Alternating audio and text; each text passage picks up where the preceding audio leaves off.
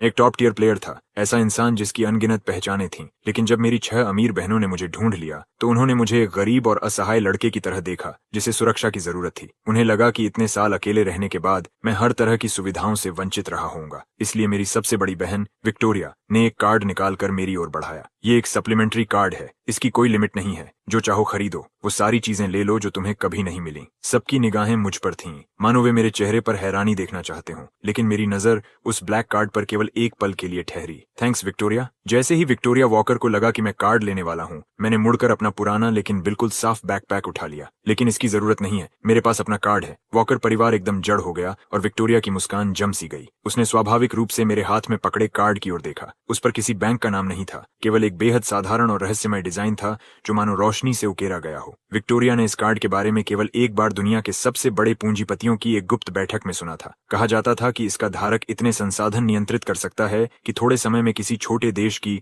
अर्थव्यवस्था को प्रभावित कर दे। उस समय उसने इसे केवल एक कहानी समझकर नजरअंदाज कर दिया था। लेकिन अब वही लेजेंडरी कार्ड उसके छोटे भाई के पुराने बैकपैक से ऐसे निकाला जा रहा था जैसे कोई साधारण चीज हो। विक्टोरिया को लगा जैसे उसकी पूरी दुनिया हिल गई हो। उसके हाथ में मौजूद परिवार का अनलिमिटेड ब्लैक कार्ड अचानक बेहद मामूली लगने लगा। तभी दूसरी बहन टिफनी वॉकर पास आई और मेरे कार्ड को देखकर हंस पड़ी। ईथन, ये कैसा कार्ड है? पूरा काला और सस्ता दिख रहा है। इस पर बैंक का नाम तक नहीं है। कहीं कोई अजीब डेबिट कार्ड तो नहीं? इसकी लिमिट भी ठीक ठाक है या नहीं? मेरी बात मानो और विक्टोरिया वाला कार्ड ले लो, उससे दुनिया में कुछ भी खरीदा जा सकता है। विक्टोरिया लगभग टिफनी का मुंह बंद करने के लिए आगे बढ़ गई। अजीब डेबिट कार्ड, ठीक ठाक लिमिट? उसने मन ही मन सोचा कि टिफनी के दिमाग में मोटरसाइकिल्स और वीडियो गेम्स के अलावा कुछ है भी या नहीं। गहरी सांस लेकर उसने सावधानी से पूछा, ईथन, क्या यह कार्ड ऑब्सिडियन बैंक का है? मैंने उसे थोड़ा आश्चर्य से देखा और सिर हिला दिया। हाँ, इसकी लिमिट ठीक है, काम चल जाता है। विक्टोरिया के होंठ फड़क उठे। जिस टाइकून ने उसे इस कार्ड के बारे में बताया था, उसने कहा था कि इसकी अथॉरिटी और रिसोर्सेज को ठीक ठाक कहना लगभग मजाक होगा। उसने चुपचाप अपना ब्लैक कार्ड वापस रख लिया।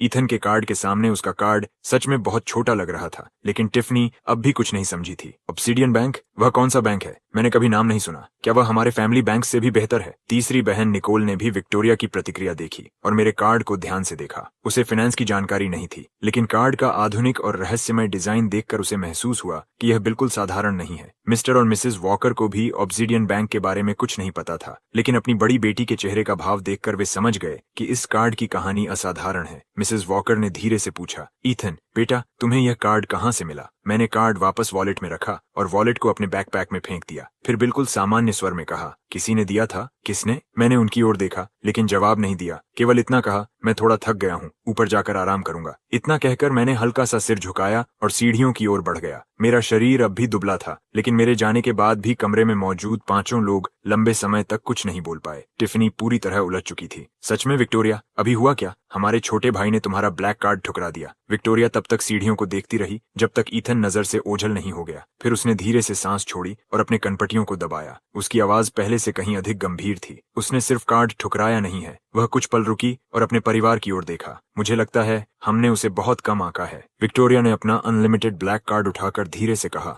ईथन ने जो कार्ड दिखाया था उसके सामने यह तो लगभग एक खिलौना क्रेडिट कार्ड जैसा है। क्या आप सच कह रही हैं? टिफनी अपनी सीट से उछल पड़ी। वह साधारण सा काला कार्ड इतना ताकतवर है? विक्टोरिया ने कोई जवाब नहीं दिया, लेकिन उसके चेहरे का भाव ही सब कुछ बता रहा था। लिविंग रूम एक बार फिर सन्नाटे में डूब गया। टिफनी वापस सोफे पर बैठ गई और बड़बड़ाई, हे भगवान, आखिर मेरा भाई है कौन? अगली सुबह टिफनी दौड़ती हुई डाइनिंग रूम में घुसी। डैड, मॉम, विक्टोरिया, निकोल, अंदाजा लगाओ मैं रात भर क्या कर रही थी? उस ऑब्सिडियन बैंक के बारे में रिसर्च। पूरा परिवार तुरंत उसकी ओर देखने लगा। मिस्टर वॉकर ने अखबार नीचे रखा। क्या पता चला? टिफनी ने कुर्सी पर गिरते हुए एक गिलास दूध एक ही सांस में खत्म कर दिया। कुछ भी नहीं। इंटरनेट पर उसका एक भी रिकॉर्ड नहीं है। मैंने फाइनेंस इंडस्ट्री वाले दोस्तों से भी पूछा, किसी ने उसका नाम तक नहीं सुना। विक्टोरिया, सच में कमाल है कि तुमने उसे पहचान लिया। विक्टोरिया चुपचाप नाश्ता करती रही। वह भी पूरी रात ठीक से नहीं सोई थी। उसके दिमाग में बार बार वही रहस्यमयी कार्ड और ईथन का शांत चेहरा घूम रहा था। मिसेस वॉकर चिंता से बोली, पता नहीं ईथन ने हमसे दूर रहते हुए क्या क्या झेला होगा। मिस्टर वॉकर ने दृढ़ आवाज में कहा, जो भी हुआ हो वह हमारा बेटा है। आज के बाद कोई भी उससे उस बैंक कार्ड के बारे में सवाल नहीं करेगा। हम उस पर दबाव नहीं डालेंगे। टिफनी कुछ पल के लिए शांत हुई, लेकिन फिर उसका उत्साह लौट आया। कोई बात नहीं, अगर उसे ब्लैक कार्ड से फर्क नहीं पड़ता तो किसी और चीज से पड़ेगा। आज मैं उसे अपनी नई मोटरसाइकिल पर घुमाने ले जाऊंगी। हाँ, सारे लड़कों को बाइक्स पसंद होती हैं। निकोल ने मुस्कुराते हुए ताना मारा। टिफनी, क्या तुम्हें यकीन है कि वह तुम्हारी बाइक से प्रभावित होगा? उसके कार्ड से शायद पूरी मोटरसाइकिल फ्लीट खरीदी जा सकती है। टिफनी तुरंत चुप हो गई और उसे घूरने लगी। उसी समय मैं सीढ़ियों से नीचे आया। मिसेस वॉकर ने मुस्कुराकर कहा, ईथन, उठ गए, आओ नाश्ता कर लो। टिफनी तुरंत मेरी तरफ भागी। हे ईथन, आज मेरे साथ बाहर चलोगे? मेरी नई मोटरसाइकिल आई है, मैं तुम्हें राइड पर ले जाऊंगी। मैं बैठा और टोस्ट का एक टुकड़ा उठाया। थैंक्स टिफनी, लेकिन नहीं, मुझे अपने कमरे से कुछ सामान लेना है। सामान? क्या? मैं मदद कर सकती हूँ, मैंने शांत स्वर में कहा। बस कुछ पुरानी चीजें हैं, मैं खुद ले आऊंगा। टिफनी मेरे पीछे पीछे ऊपर आ गई। वह कह रही थी कि रास्ता दिखा रही है, लेकिन असल में वह देखना चाहती थी कि उनके द्वारा तैयार किया गया शानदार कमरा मुझे पसंद आया या नहीं। कमरे का दरवाजा खुलते ही उसने गर्व से कहा, तो ईथन कैसा लगा? कमाल का कमरा है ना? हमने इसे सबसे ऊंचे स्टैंडर्ड्स पर तैयार करवाया है। मेरी नजर कमरे में रखी लग्जरी चीजों पर घूमी, फिर मैं सीधे कोने में रखे एक पुराने सूटकेस के पास चला गया। टिफनी थोड़ी निराश हुई, लेकिन उत्सुकता से देखती रही। मैंने सूटकेस खोला और सबसे नीचे से एक धूल भरा साधारण मेटल केस निकाला। उसका आकार लगभग लैपटॉप जितना था, बस थोड़ा मोटा। टिफनी ने उत्सुकता से पूछा, ईथन ये क्या है, कोई खास कलेक्शन? मैंने जवाब नहीं दिया, बस केस के किनारे एक जगह उंगली रखी। अचानक उसकी सतह पर नीली रोशनी की एक पतली रेखा उभरी, जिसने मेरी फिंगरप्रिंट और आइरिस स्कैन की। अगले ही पल केस बिना आवाज के खुल गया। टिफनी झुककर अंदर देखने लगी और उसकी आंखें सदमे से फैल गईं। केस का अंदरूनी हिस्सा गहरे काले एंटी शॉक वेलवेट से बना था और उसमें कई वस्तुएं अपने अपने हिस्सों में रखी थीं। एक रिस्ट वॉच थी जिसका डायल अविश्वसनीय रूप से जटिल था। सैफायर क्रिस्टल के नीचे हल्की चमक लहरों की तरह घूम रही थी। टिफनी ने ऐसी घड़ी केवल एक टॉप टियर वॉच मैगजीन में देखी थी, जहां उसे किसी रहस्यमयी मास्टर वॉचमेकर की लेजेंडरी क्रिएशन बताया गया था। वहां एक फाउंटेन पेन भी थी, देखने में साधारण काली पेन, लेकिन उसकी कैप पर गहरा काला डायमंड जड़ा हुआ था। किसी कारण से वह पेन इतनी एडवांस्ड लग रही थी कि टिफनी की लेबोरेटरी के सबसे आधुनिक उपकरण भी उसके सामने पुराने लगते। यह कोई साधारण पुरानी चीजों का डिब्बा नहीं था, यह तो चलता फिरता हाईटेक ट्रेजरी था। टिफनी का मुंह खुला का खुला रह गया। उसने कांपती उंगली से घड़ी की ओर इशारा किया। ईथन, ये वॉच। मैंने घड़ी उठाई, एक नजर डाली और बिल्कुल सामान्य स्वर में कहा, ओह, यह एक बूढ़े आदमी ने दी थी। कहा था पहनकर मजे करना, सिर्फ मजे के लिए। टिफनी को लगा जैसे उसका दिल अब और नहीं झेल पाएगा। उसने कांपती हुई उंगली से उस पेन की ओर इशारा किया। और ये क्या है? मैंने पेन उठाया और उसे अपनी उंगलियों के बीच घुमाया। इससे लिखा जाता है। कभी कभी ये एक टेम्पररी डिक्रिप्शन डिवाइस की तरह भी काम करता है। टिफनी का दिमाग पूरी तरह बंद हो गया। उसने मेरे केस में रखी पुरानी चीजों को देखा, जिनमें से कोई भी अकेले किसी बड़े ऑक्शन की हेडलाइन बन सकती थी। फिर उसने कमरे में रखी उन लग्जरी चीजों को देखा जिन पर उन्हें इतना गर्व था। अचानक वे सारे कपड़े और एक्सेसरीज बेहद सस्ते और भद्दे लगने लगे। ये कमरा उसकी पुरानी चीजों के लायक भी नहीं था। मैंने केस से एक छोटा नीला क्रिस्टल स्टोरेज कार्ड निकाला, केस को बंद करके लॉक किया और उसे वापस सूटकेस में रख दिया। जब मैं मुड़ा तो देखा टिफनी अभी भी वहीं जमी खड़ी थी। उसके चेहरे पर कोई भाव नहीं था। टिफनी, क्या हुआ? वह जैसे अचानक होश में आई। कुछ नहीं ईथन, तुम्हारा वो केस सच में बहुत यूनिक है। वह रोना चाहती थी, लेकिन आंसू ही नहीं थे। अब उसे समझ आ गया था कि कल विक्टोरिया ने अपना ब्लैक कार्ड वापस लेते समय कैसा महसूस किया होगा। उन्हें लगा था कि उनका छोटा भाई यहाँ लग्जरी लाइफ का आनंद लेने आया है, लेकिन असल में वह उन्हें ऐसे तरीके से पीछे छोड़ रहा था जिसे वे समझ भी नहीं सकते थे। मैंने बस हल्का सा सिर हिलाया और स्टोरेज कार्ड लेकर बाहर निकल गया। टिफनी पूरी तरह स्तब्ध हालत में मेरे पीछे चल दी। डाइनिंग रूम में बाकी परिवार उसके चेहरे का हाल देखकर हैरान रह गया। टिफनी को क्या हुआ? टिफनी एक कुर्सी पर ढह गई। उसकी आंखें खाली थीं। डैड, मॉम, मुझे लगता है कि ईथन के लिए हमने जो तैयार किया है वो थोड़ा साधारण है। उसके एक पुराने डिब्बे की चीजें ही शायद हमारे पूरे परिवार द्वारा उसे दिए गए हर उपहार से ज्यादा कीमती हैं। विक्टोरिया का चम्मच हवा में ही रुक गया। निकोल की चॉपस्टिक्स भी बीच में थम गईं। मिस्टर और मिसेस वॉकर एक दूसरे को उलझन से देखने लगे। टिफनी ने सिर पकड़ लिया। मुझे लगता है मैं अपनी नई बाइक खुद ही रख लूंगी। उसके भाई के छोटे मेटल केस के खुलने से उसकी दुनिया फिर से टूटकर नए रूप में बन गई थी। अपने खोए हुए भाई पर एहसान करने की यह पूरी कोशिश अब ऐसी लग रही थी जैसे असल में वही लोग उसके सामने पूरी तरह फीके पड़ रहे हों।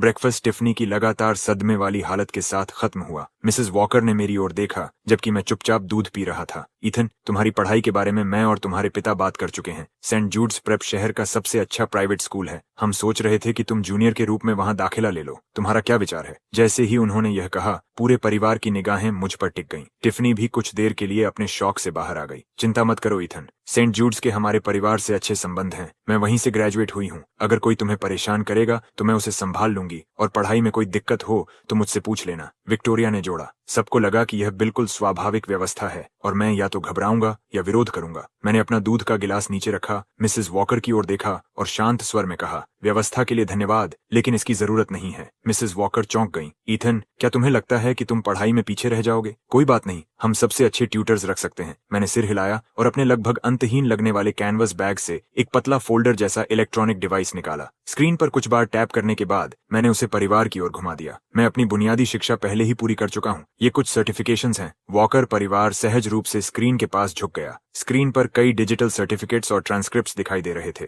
सभी इंग्लिश में। निकोल की नजर सबसे तेज थी। उसने ध्यान से देखा और हाँफ उठी। MIT open courseware advanced certification, Stanford online young scholars program, और क्या ये इंटरनेशनल फिजिक्स ओलंपियाड के इंडिपेंडेंट कॉम्पिटिटर कैटेगरी का गोल्ड मेडल है? वह हर टाइटल जोर से पढ़ती गई और कमरे में उतनी ही गहरी खामोशी छाती गई। विक्टोरिया इन उपलब्धियों की असली अहमियत समझती थी। ये ऐसे कारनामे थे जिन्हें कोई साधारण हाई स्कूल छात्र हासिल नहीं कर सकता था, खासकर इंटरनेशनल फिजिक्स ओलंपियाड का इंडिपेंडेंट कॉम्पिटिटर गोल्ड मेडल। ये सम्मान बेहद प्रतिष्ठित माना जाता था। ऐसे विजेताओं को आमतौर पर बड़े रिसर्च लैब्स सीधे अपने पास बुला लेते थे। टिफनी को इसकी पूरी जानकारी नहीं थी, लेकिन उसने MIT और स्टैनफोर्ड का नाम जरूर सुन रखा था। उसकी आंखें फैल गईं। रुको ईथन, तुम तो किसी दूर दराज इलाके में रहते थे। ये सब आखिर तुम्हें मिला कहां से? मिस्टर और मिसेस वॉकर पूरी तरह स्तब्ध थे। वे स्क्रीन पर चमकती उपलब्धियों और अपने शांत बेटे के बीच बार बार नजरें घुमा रहे थे, मानो उनका दिमाग इस सच को स्वीकार ही नहीं कर पा रहा हो। मैंने डिवाइस वापस रख लिया और सपाट आवाज में कहा, उस समय मेरे पास थोड़ा खाली समय था, इसलिए मैंने खुद ही कुछ चीजें सीख लीं।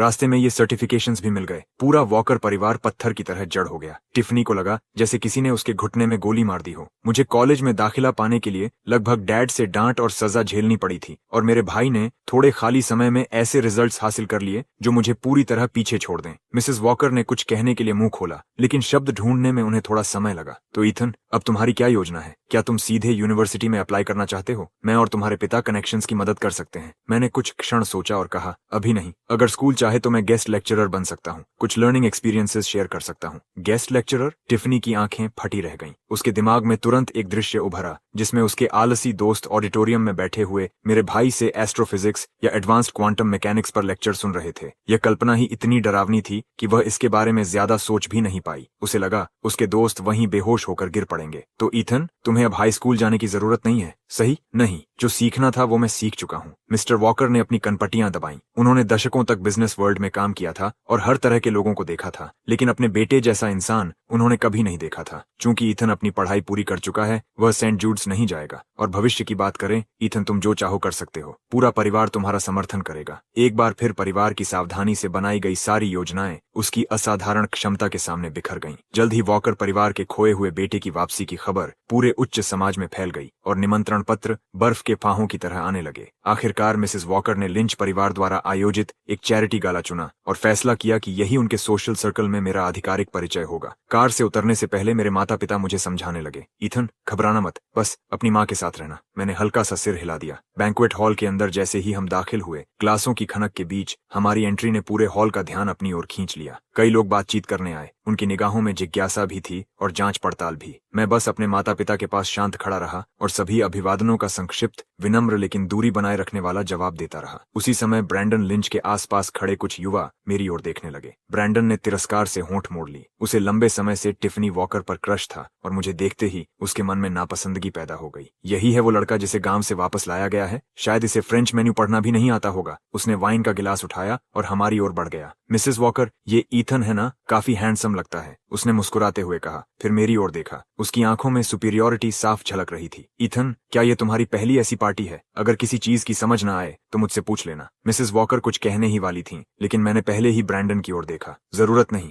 ब्रैंडन मेरे शांत और भावहीन चेहरे को देखकर चौंक गया। उसे ऐसा महसूस हुआ जैसे वह किसी तकिए पर मुक्का मार रहा हो। मुझे उकसाने की कोशिश में उसने जानबूझकर पास खड़े वेटर से फ्रेंच एक्सेंट में बात करनी शुरू कर दी। एक गिलास शैंपेन कृपया। इसके बाद ब्रैंडन मेरी ओर मुड़ा। ईथन, तुम क्या लोगे? चाहो तो मैं तुम्हारे लिए इंग्लिश में ऑर्डर कर दूं? आसपास का माहौल अचानक शांत हो गया। कई लोगों को समझ आ गया था कि ब्रैंडन जानबूझकर मुझे शर्मिंदा करने की कोशिश कर रहा है। तभी प्रवेश द्वार की ओर हलचल हुई। महंगे सूट्स पहने कई विदेशी मेहमान अंदर आए। उनका व्यक्तित्व स्थानीय बिजनेस टाइकून से बिल्कुल अलग था। मिस्टर लिंच तुरंत उनका स्वागत करने दौड़ पड़े। उनमें से एक सफेद बालों वाले बुजुर्ग सज्जन कमरे में ऐसे नजर दौड़ा रहे थे जैसे किसी को खोज रहे हों। अचानक उनकी नजर मुझ पर पड़ी और उनकी आंखें चमक उठीं। वे सीधे मेरी ओर बढ़ गए, मिस्टर लिंच और ब्रैंडन को पूरी तरह नजरअंदाज करते हुए। जैसे ही वे मेरे पास पहुंचे, उनके चेहरे पर आश्चर्य और खुशी से भरी मुस्कान फैल गई। ईथन, मैंने कभी नहीं सोचा था कि तुमसे यहाँ मुलाकात होगी। पूरा हॉल खामोश हो गया। यह व्यक्ति एक प्राचीन यूरोपियन फाइनेंशियल कंग्लोमरेट का प्रतिनिधि था, इतना प्रभावशाली कि स्वयं मिस्टर लिंच भी उनके साथ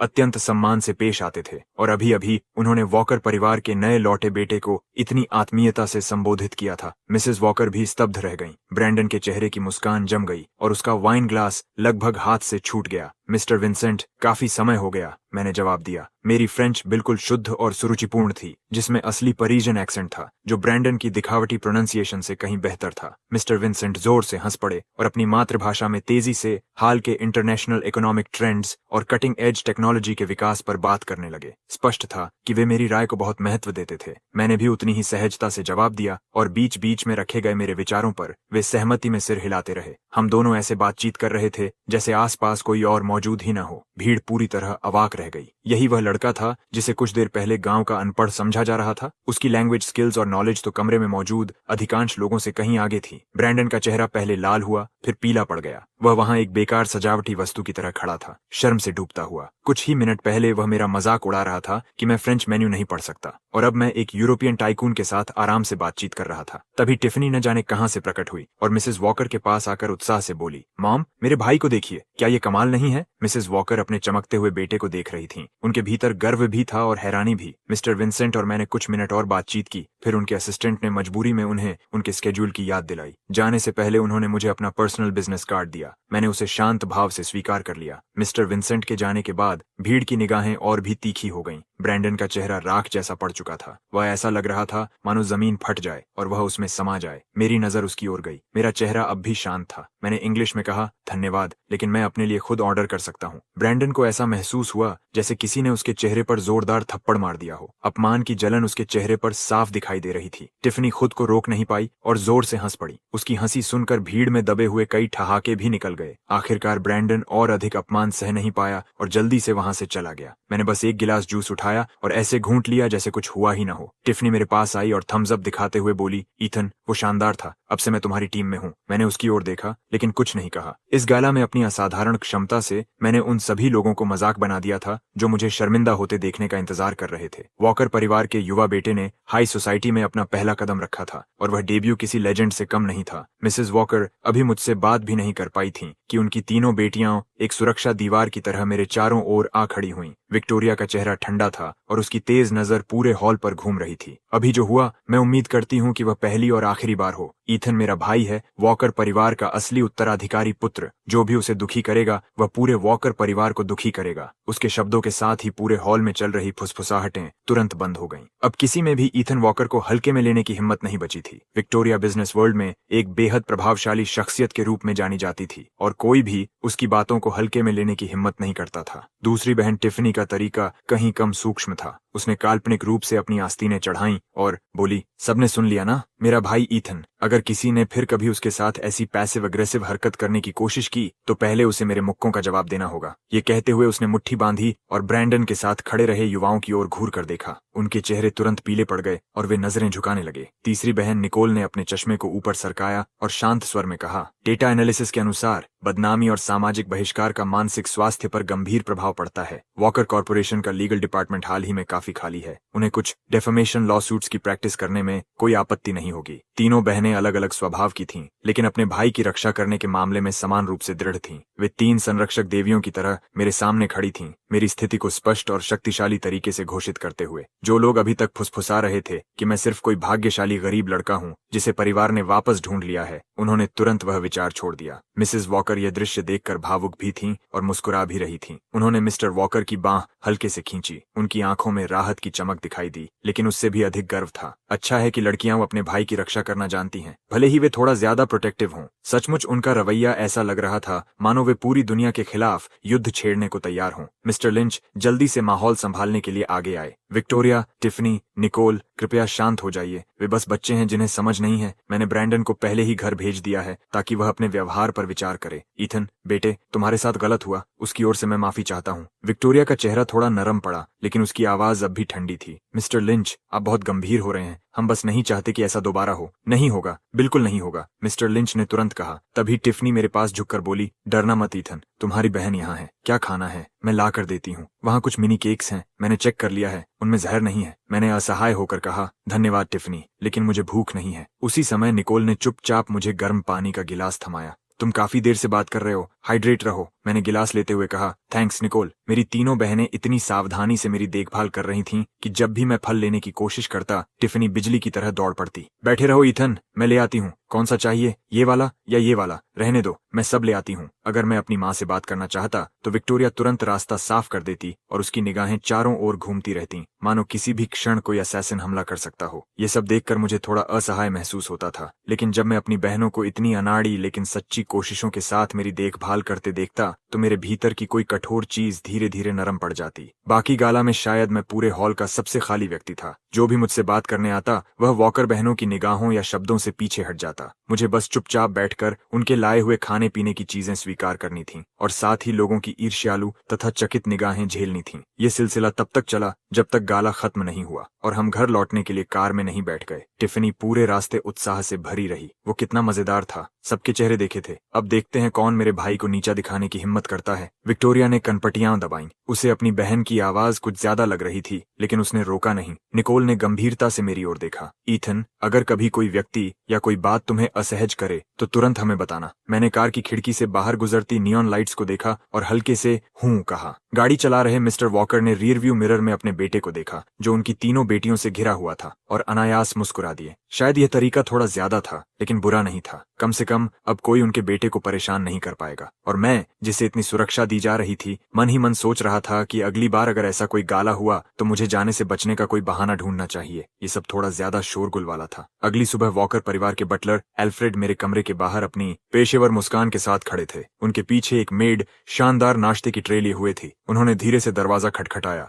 यंग मास्टर, क्या आप जाग गए हैं? आपका नाश्ता ऊपर लाया गया है। अंदर से हल्की आवाज आई और दरवाजा खुल गया, लेकिन दरवाजा मैंने नहीं खोला। सामने लगभग 20 वर्ष की एक युवा महिला खड़ी थी, जिसके चेहरे पर नाजुक लेकिन आत्मविश्वासी भाव थे। एल्फ्रेड कुछ क्षण के लिए चौंक गए। और आप कौन हैं? उस महिला ने हल्का सा सिर झुकाया और संक्षेप में उत्तर दिया, क्लोए, यंग मास्टर की असिस्टेंट। एल्फ्रेड ने कभी नहीं सुना था कि यंग मास्टर की कोई असिस्टेंट भी है। उन्होंने अनायास कमरे के भीतर झांका। वहां मैं पहले से पूरी तरह तैयार होकर खिड़की के पास एक छोटी मेज पर बैठा था। मेरे सामने एक पतला लैपटॉप खुला था, जिसकी स्क्रीन पर डेटा स्ट्रीम्स तेजी से चल रही थीं। पास ही किसी प्रकार के न्यूट्रिशनल सप्लीमेंट से भरा आधा खाली गिलास रखा था। पिछली रात स्टाफ ने जो शानदार सजावट बड़े ध्यान से की थी, वह अब कमरे के कम दिखाई देने वाले हिस्सों में खिसका दी गई थी। पूरा कमरा असाधारण रूप से साफ सुथरा और व्यवस्थित था, यहाँ तक कि उसमें किसी लैबोरेटरी जैसी ठंडी और सटीक भावना आ रही थी। क्लोई एक तरफ हट गई। ब्रेकफास्ट की जरूरत नहीं है, यंग मास्टर पहले ही खा चुके हैं। एल्फ्रेड ने उस संदिग्ध न्यूट्रिशनल ड्रिंक की ओर देखा, फिर मेड की ट्रे में रखे सुगंधित ओटमील और नाजुक पेस्ट्रीज को। वह झिझका, लेकिन यह मैडम के विशेष निर्देश पर तैयार किया गया है। ये बहुत न्यूट्रिशियस है। क्लोई ने बिना भाव बदले उसकी बात काट दी। यंग मास्टर के डाइट प्लान की जिम्मेदारी मेरी है। उनका भोजन बिल्कुल संतुलित न्यूट्रिशनल स्टैंडर्ड्स के अनुसार तैयार किया जाता है। इन चीजों में शुगर और कैलोरीज आवश्यकता से अधिक हैं और ये हेल्थ स्टैंडर्ड्स पर खरी नहीं उतरती। ट्रे पकड़े मेड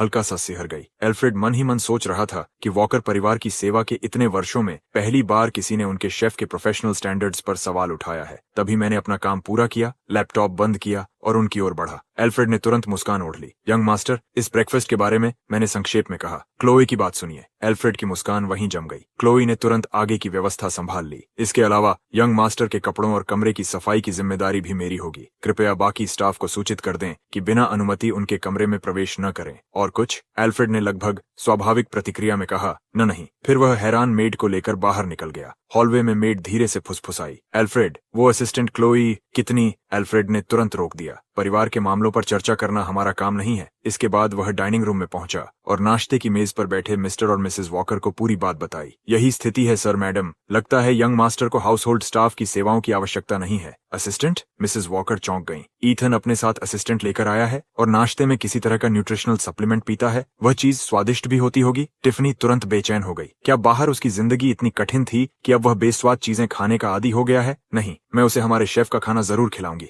वह उठने लगी, लेकिन मिस्टर वॉकर ने रोक दिया। बैठ जाओ। एल्फ्रेड की बात नहीं सुनी? उसकी असिस्टेंट बेहद प्रोफेशनल है, जाकर परेशानी मत खड़ी करो। मैं परेशानी क्यों खड़ी करूंगी? मैं तो बस उसकी चिंता कर रही हूँ। टिफनी ने विरोध किया। निकोल ने हमेशा की तरह शांत विश्लेषण किया। एल्फ्रेड के विवरण के अनुसार क्लोई का व्यवहार अत्यंत कुशल है, जो प्रोफेशनल ट्रेनिंग का संकेत देता है। ईथन की जीवन शैली हमसे अलग हो सकती है। उसे बदलने की कोशिश नकारात्मक प्रतिक्रिया उत्पन्न कर सकती है। मिस्टर वॉकर ने अंतिम निर्णय दिया। हम ईथन की इच्छा के अनुसार चलेंगे। एल्फ्रेड, अब से यंग मास्टर से जुड़े सभी मामलों को उसकी और उसकी असिस्टेंट की पसंद के अनुसार संभाला जाएगा। जी सर, एल्फ्रेड ने झुककर उत्तर दिया। टिफनी वापस कुर्सी पर गिर पड़ी और बड़बड़ाई, मैं तो बस चाहती थी कि वह कुछ अच्छा खा ले। थोड़ी देर बाद विक्टोरिया काम पर जाने के लिए निकली। गार्डन से गुजरते समय उसने देखा कि क्लोई टैबलेट पर तेजी से नोट्स लिख रही थी, जबकि मैं एक कीमती ऑर्किड के सामने खड़ा उसकी पत्तियों को हल्के से छू रहा था। क्लोई रिपोर्ट कर रही थी, sir, soil moisture optimal level से 0.7% अधिक है। आज लाइट एक्सपोजर को 15 मिनट बढ़ाना होगा। इसके अलावा तीसरी पत्ती के नीचे मामूली पेस्ट एक्टिविटी मिली है, उसे मार्क कर दिया गया है। मैं 0.05 ml बायो एजेंट 3 लगाने की सलाह देती हूँ। मैंने सिर हिलाया। ठीक है, संभाल लो। विक्टोरिया कुछ क्षण वहीं खड़ी रह गई। उसे ऐसा महसूस हुआ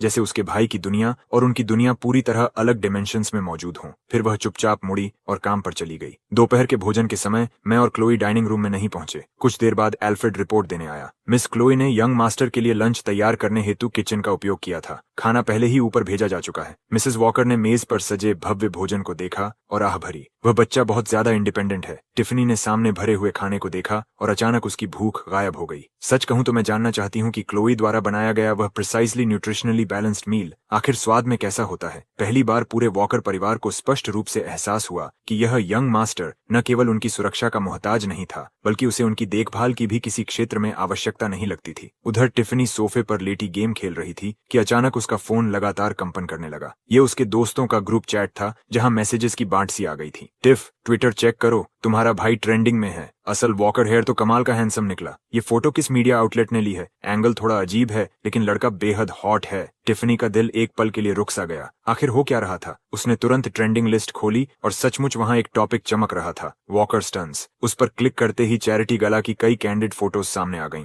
कमेंट सेक्शन पहले से ही फट चुका था। OMG, यही वो लड़का है जिसे गांव से वापस लाया गया था। ये तो बेहद खूबसूरत है। मेरी आंखों के लिए दावत। मुझे 3 मिनट दो, मैं इस लड़के की पूरी जानकारी निकालता हूँ। क्या सिर्फ मुझे लगता है या ये थोड़ा घमंडी दिखता है? तुम बस जल रहे हो। इसके पास घमंडी होने का पूरा हक है। टिफनी कमेंट्स पढ़ती गई और जैसे जैसे उसने आलोचनात्मक टिप्पणियां देखीं, उसका गुस्सा बढ़ता गया। मेरे भाई के बारे में ऐसी बातें करने की हिम्मत कैसे हुई? मैं इन सबको जवाब दूंगी। लेकिन जैसे ही उसने कीबोर्ड पर उंगलियां रखीं, पेज अचानक अटक गया और फिर जबरदस्ती रिफ्रेश हो गया। ट्रेंडिंग टॉपिक गायब था। कुछ सेकंड पहले जो हैशटैग पूरे जोश में चल रहा था, अब पेज नॉट फाउंड दिखा रहा था। टिफनी स्तब्ध रह गई। उसने ऐप दोबारा खोला, लेकिन टॉपिक सचमुच गायब हो चुका था, जैसे वह कभी अस्तित्व में था ही नहीं। जब उसने कीवर्ड्स खोजे तो संबंधित ट्वीट्स उसकी आंखों के सामने रियल टाइम में गायब हो रहे थे। क्या वॉकर कॉर्प का PR डिपार्टमेंट इतना तेज है? उसने बड़बड़ाते हुए फैमिली ग्रुप चैट में मैसेज भेजा। टेक डाउन किसने करवाया? ये तो बहुत तेज था। विक्टोरिया ने तुरंत जवाब दिया, कौन सा ट्रेंडिंग टॉपिक? निकोल ने लिखा, टिफनी, मैं तो अभी लैब में थी।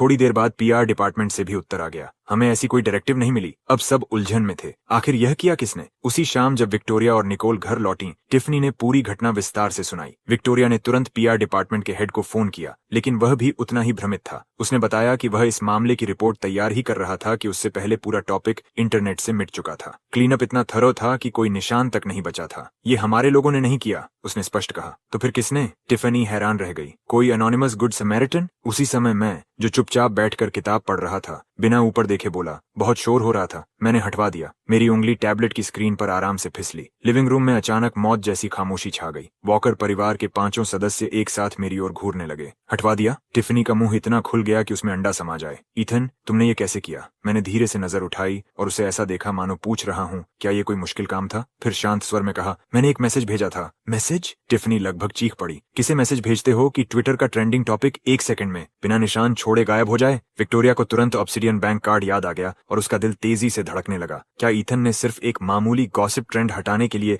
उस कार्ड के पीछे मौजूद विशाल रिसोर्सेज का इस्तेमाल कर लिया था? निकोल की आंखें उत्सुकता से चमक उठीं। उसे महसूस हुआ कि अपने छोटे भाई पर उसका शोध अभी और भी दिलचस्प होने वाला है। मिस्टर और मिसेस वॉकर ने एक दूसरे की ओर देखा। दोनों की आंखों में एक जैसी हैरानी और उलझन थी। टिफनी तो सीधे सोफे पर मेरे बगल में कूदकर बैठ गई। ईथन, सच बताओ, क्या तुम ट्विटर के CEO को जानते हो या फिर किसी सीक्रेट टॉप टियर हैकर हो? मैंने किताब बंद की, खड़ा हुआ और उसकी चमकती हुई जिज्ञासु आंखों से बचते हुए कहा, बस कुछ ऐसे दोस्त हैं जो डेटा क्लीनअप का काम करते हैं। ये कहकर मैं किताब लेकर ऊपर चला गया और पीछे पूरे वॉकर परिवार को स्तब्ध छोड़ दिया। आखिर ऐसे कौन से डेटा क्लीनअप वाले दोस्त होते हैं जो ट्विटर ट्रेंड को कूड़े की तरह साफ कर दें? टिफनी ने अविश्वास से कहा, खत्म। मुझे लगने लगा है कि मेरा भाई फैमिली रियूनियन के लिए नहीं आया, वो हमें रियलिटी चेक देने आया है। विक्टोरिया ने सिर पकड़ लिया और सोफे पर पीछे झुक गई। पहली बार उसे लगा कि $multi-billion कॉर्पोरेशन चलाना अपने भाई को समझने से कहीं आसान है। लंबे समय तक चुप रहने के बाद मिस्टर वॉकर ने एल्फ्रेड को आदेश दिया, अब से ईथन से जुड़ी ऑनलाइन इन्फॉर्मेशन की चिंता करने की जरूरत नहीं है। उसे पता है कि वह क्या कर रहा है। आखिरकार उन्हें समझ आ गया था। वे अपने बेटे की रक्षा करना चाहते थे,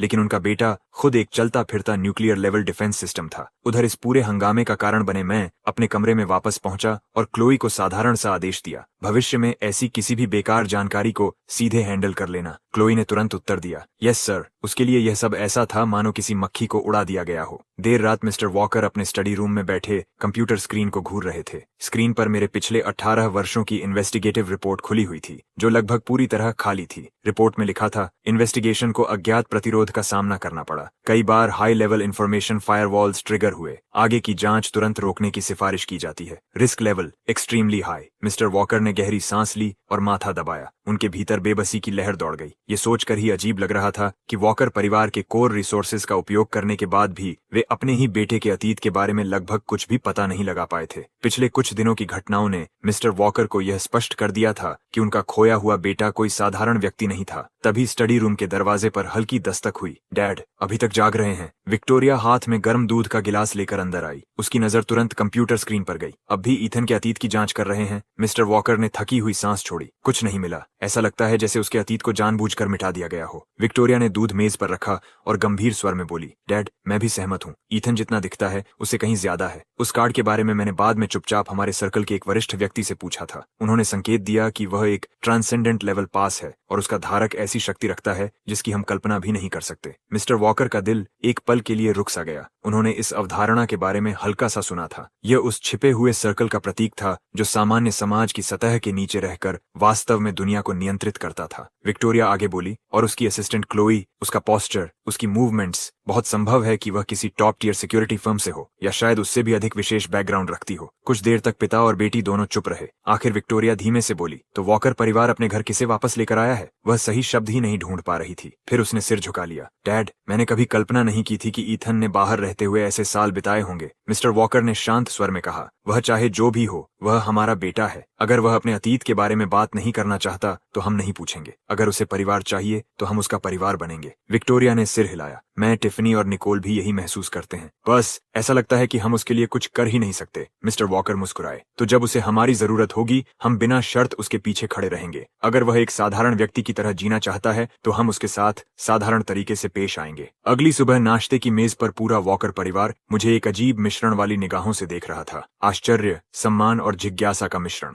मैंने अपने यूटेंसिल्स नीचे रखे और मिस्टर वॉकर की ओर देखा। मैं आज बाहर जाना चाहता हूँ। कहाँ? उन्होंने पूछा। क्या ड्राइवर को साथ भेजूं? मैंने सिर हिलाया। नहीं तो अपनी किसी बहन को साथ ले जाओ। विक्टोरिया तुरंत सीधी बैठ गई। मैंने फिर सिर हिलाया। जरूरत नहीं, क्लोई गाड़ी चलाएगी। कुछ क्षण की चुप्पी के बाद मिस्टर वॉकर ने कहा, ठीक है, सुरक्षित रहना, जल्दी वापस आ जाना। लेकिन उनके शब्दों में कोई वास्तविक अधिकार नहीं था। आखिर उनका बेटा शायद पूरे वॉकर सिक्योरिटी टीम से भी ज्यादा सक्षम था। मेरे और क्लोई के जाने के बाद ही परिवार ने राहत की सांस ली। टिफनी धीरे से फुसफुसाई, ईथन के साथ ब्रेकफास्ट करना डैड के साथ बोर्ड मीटिंग से भी ज्यादा स्ट्रेसफुल है। मिस्टर वॉकर ने उसे घूरा, लेकिन भीतर ही भीतर सहमत थे। कुछ घंटों बाद मैं और क्लोई वापस लौटे। मेरे हाथ में एक साधारण काला गिफ्ट बॉक्स था। हम सीधे ऊपर अपने कमरे में चले गए, लेकिन हमारे लौटने के कुछ ही मिनट बाद मुख्य दरवाजा जोर से खुला और निकोल अंदर दाखिल हुई। उसकी आंखों के नीचे गहरे काले घेरे थे। उसने अपना बैग सोफे पर पटका। धत्त, वे फिर वापस आ गए। निकोल, क्या हुआ? विक्टोरिया ने तुरंत पूछा। कंपनी में कोई समस्या है? निकोल ने झुंझलाकर अपने बालों में हाथ फेरा।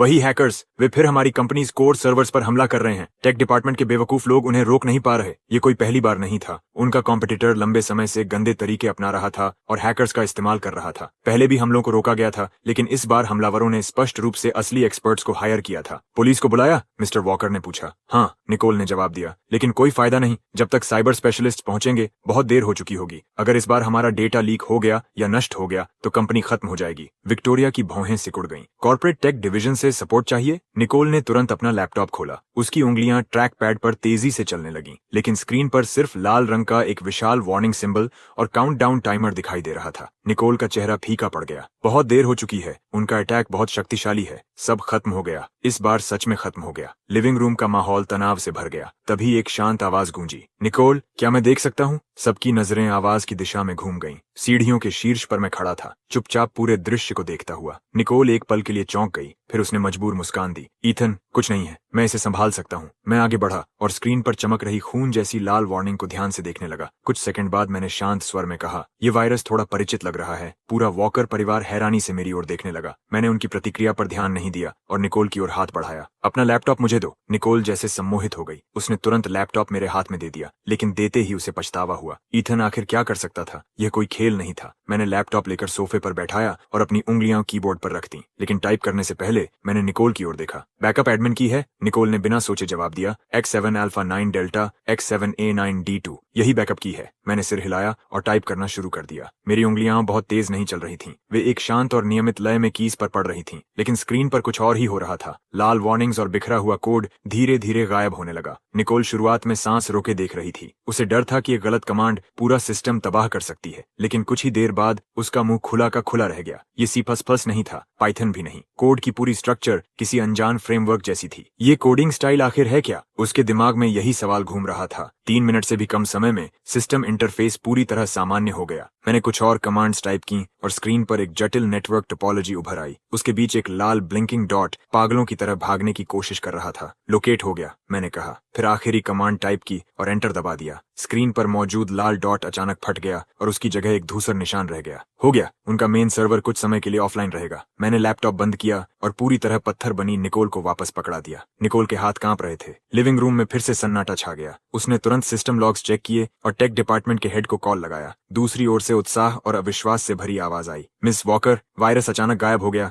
डेटा पूरी तरह सुरक्षित है और हमने अटैक सोर्स ट्रेस कर लिया है। ऐसा लगता है कि उन्होंने खुद को ही उड़ा दिया। उनका पूरा नोड नेटवर्क डाउन हो गया है। निकोल ने फोन काटा और मुझे घूरती रह गई, जबकि मैं ऐसे शांत बैठा था जैसे अभी अभी उसके लिए पानी का गिलास भर कर दिया हो। ईथन, तुम... वह पूरा वाक्य भी नहीं बोल पाई। मैंने सामान्य स्वर में जवाब दिया। एक समय बोर हो रहा था, प्रोग्रामिंग पर कुछ किताबें पढ़ ली थीं। निकोल को ऐसा लगा जैसे कंप्यूटर साइंस की उसकी 10 साल की पढ़ाई व्यर्थ चली गई हो। टिफनी उछलकर आई और मेरी बांह पकड़ ली। ईथन, तुम मेरे भाई नहीं हो, तुम मेरे भगवान हो। I love you. मैंने हल्का सा भौहें सिकोड़कर अपनी बांह छुड़ा ली। इतनी भी जरूरत नहीं है। मिस्टर और मिसेस वॉकर तथा विक्टोरिया ये सब देखते रह गए। उनके पास प्रतिक्रिया देने के लिए कोई उचित एक्सप्रेशन ही नहीं था। आखिर किसी इंसान ने ऐसा करना सीखा कब था? जब मैं ऊपर जाने लगा, निकोल मेरी पीठ को देखती रही और धीरे से बोली, मुझे लगता है वॉकर परिवार ने शायद ऐसे व्यक्ति को जन्म दिया है जो दुनिया बदल सकता है। विक्टोरिया ने मन ही मन सोचा, मुझे लगता है यह संभावना बिल्कुल वास्तविक है। उधर वह व्यक्ति जो कथित तौर पर दुनिया बदलने वाला था, अपने कमरे में वापस गया और क्लोई को शांत स्वर में आदेश दिया, अभी जो वायरस वेरिएंट था उसका पूरा कोड मुझे भेज देना।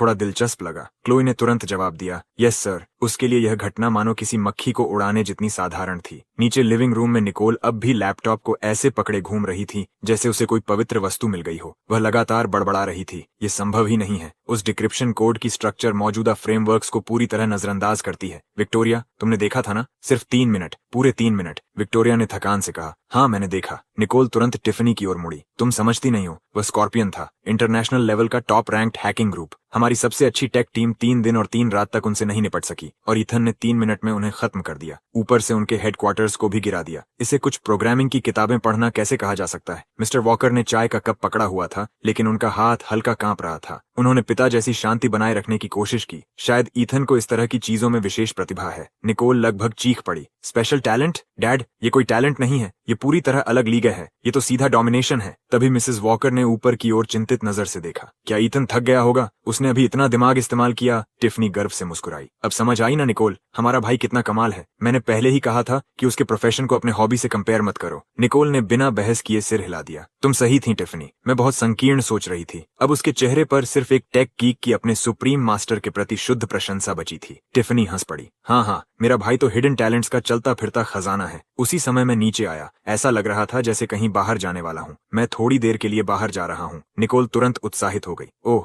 ईथन, बाहर जा रहे हो? क्या तुम्हें राइड चाहिए या कुछ खरीदना है? Latest top of the line computer, कोई सर्वर? मैं तुम्हारे लिए दर्जन भर मंगवा सकती हूँ। उसकी असामान्य उत्सुकता देखकर मैं कुछ क्षण के लिए रुक गया, फिर सिर हिलाया। जरूरत नहीं, मैं बस एक चीज खरीदने जा रहा हूँ। क्या खरीदने? निकोल तुरंत बोली। मैं भी चलती हूँ। मिसेस वॉकर ने भी जल्दी से कहा, हाँ, अपनी बहन को साथ ले जाओ। अब पूरा परिवार मुझे किसी राजा की तरह ट्रीट करने को तैयार था। मैंने निकोल के उत्साहित चेहरे को देखा, 2 सेकंड रुका, फिर दोबारा कहा, मैंने पहले बस कंप्यूटर्स के बारे में थोड़ा बहुत सीखा था। पूरा परिवार मन ही मन चिल्लाया, थोड़ा बहुत? उसे तुम थोड़ा कहते हो? निकोल के होंठ फड़क उठे, लेकिन उसने मुस्कान बनाए रखी। ईथन, तुम बहुत विनम्र हो। अगर वह थोड़ा था तो हम बाकी लोग कंप्यूटर इलिटरेट हैं। मुझे उनकी उत्तेजना समझ नहीं आई। मैंने शांत स्वर में कहा, उस ऑर्गेनाइजेशन की डिफेंस आर्किटेक्चर में 3 स्पष्ट कमजोरियां थीं। उनका फायदा उठाना मुश्किल नहीं था। स्पष्ट मुश्किल नहीं, निकोल लगभग चीख पड़ी। हमारा पूरा टेक डिपार्टमेंट गंजा होने की कगार पर पहुंच गया और उन्हें कुछ नहीं मिला। फिर उसने जल्दी से पूछा, ईथन, क्या थोड़ा विस्तार से बता सकते हो? मैंने सहजता से उत्तर दिया, पोर्ट 880 पर बफर ओवरफ्लो, फिर डबली लिंक्ड लिस्ट का उपयोग करके स्टैक प्रोटेक्शन बाईपास करना। इससे पहले कि मैं पूरा करूं, निकोल ने तुरंत अपना फोन निकाल लिया और नोट्स लिखने लगी। जैसे जैसे वह सुनती गई, उसकी आंखें चमकती गईं। ब्रिलियंट, बिल्कुल ब्रिलियंट। तो ऐसे भी किया जा सकता है? मेरे दिमाग में ये क्यों नहीं आया? जब तक उसने नोट्स पूरे किए और सिर उठाया, मैं और क्लोए घर से निकल चुके थे। निकोल ने फोन सीने से लगाया और उत्साह से परिवार की ओर देखा। आप लोगों ने सुना? ईथन की कुछ पंक्तियों की गाइडेंस करोड़ों की कीमत रखती है। करोड़ों नहीं, उससे भी ज्यादा। उसने खुद ही सुधार किया। इससे हमारी कंपनी देश का सबसे अच्छा फायरवॉल बना सकती है। विक्टोरिया ने हल्के स्वर में कहा, देश नहीं, दुनिया का। अब निकोल को अपने भाई पर अंधविश्वास जैसा भरोसा हो चुका था। मुझे तो लगता है अगर कंपनी दिवालिया होने वाली हो तब भी ईथन आराम से बचा लेगा। टिफनी ने मासूमियत से पूछा, तो अगर मेरी अगली रेस में मेरी कार का इंजन खराब हो जाए तो क्या मैं ईथन से उसे भी ठीक करवाने को कह सकती हूँ? पूरा परिवार उसे ऐसे देखने लगा जैसे उसने दुनिया की सबसे बेवकूफी भरी बात कह दी हो। टिफनी ने तुरंत चुप्पी साध ली। मिस्टर वॉकर ने गहरी सांस ली। संक्षेप में, अब से ईथन जो भी कहेगा वही सही माना जाएगा। अगर वह कहे कि उसे किसी चीज के बारे में थोड़ा पता है तो हम मान लेंगे कि उसे उसके बारे में अरबों बातें पता हैं। पूरे वॉकर परिवार ने गंभीरता से सिर हिलाया। उन्होंने आखिरकार नई वास्तविकता को पूरी तरह स्वीकार कर लिया था। उनका यंग मास्टर किसी इंसान से ज्यादा एक वॉकिंग चीट कोड जैसा था। लेकिन उसी दिन दोपहर में अचानक एक ऐसी घटना घटी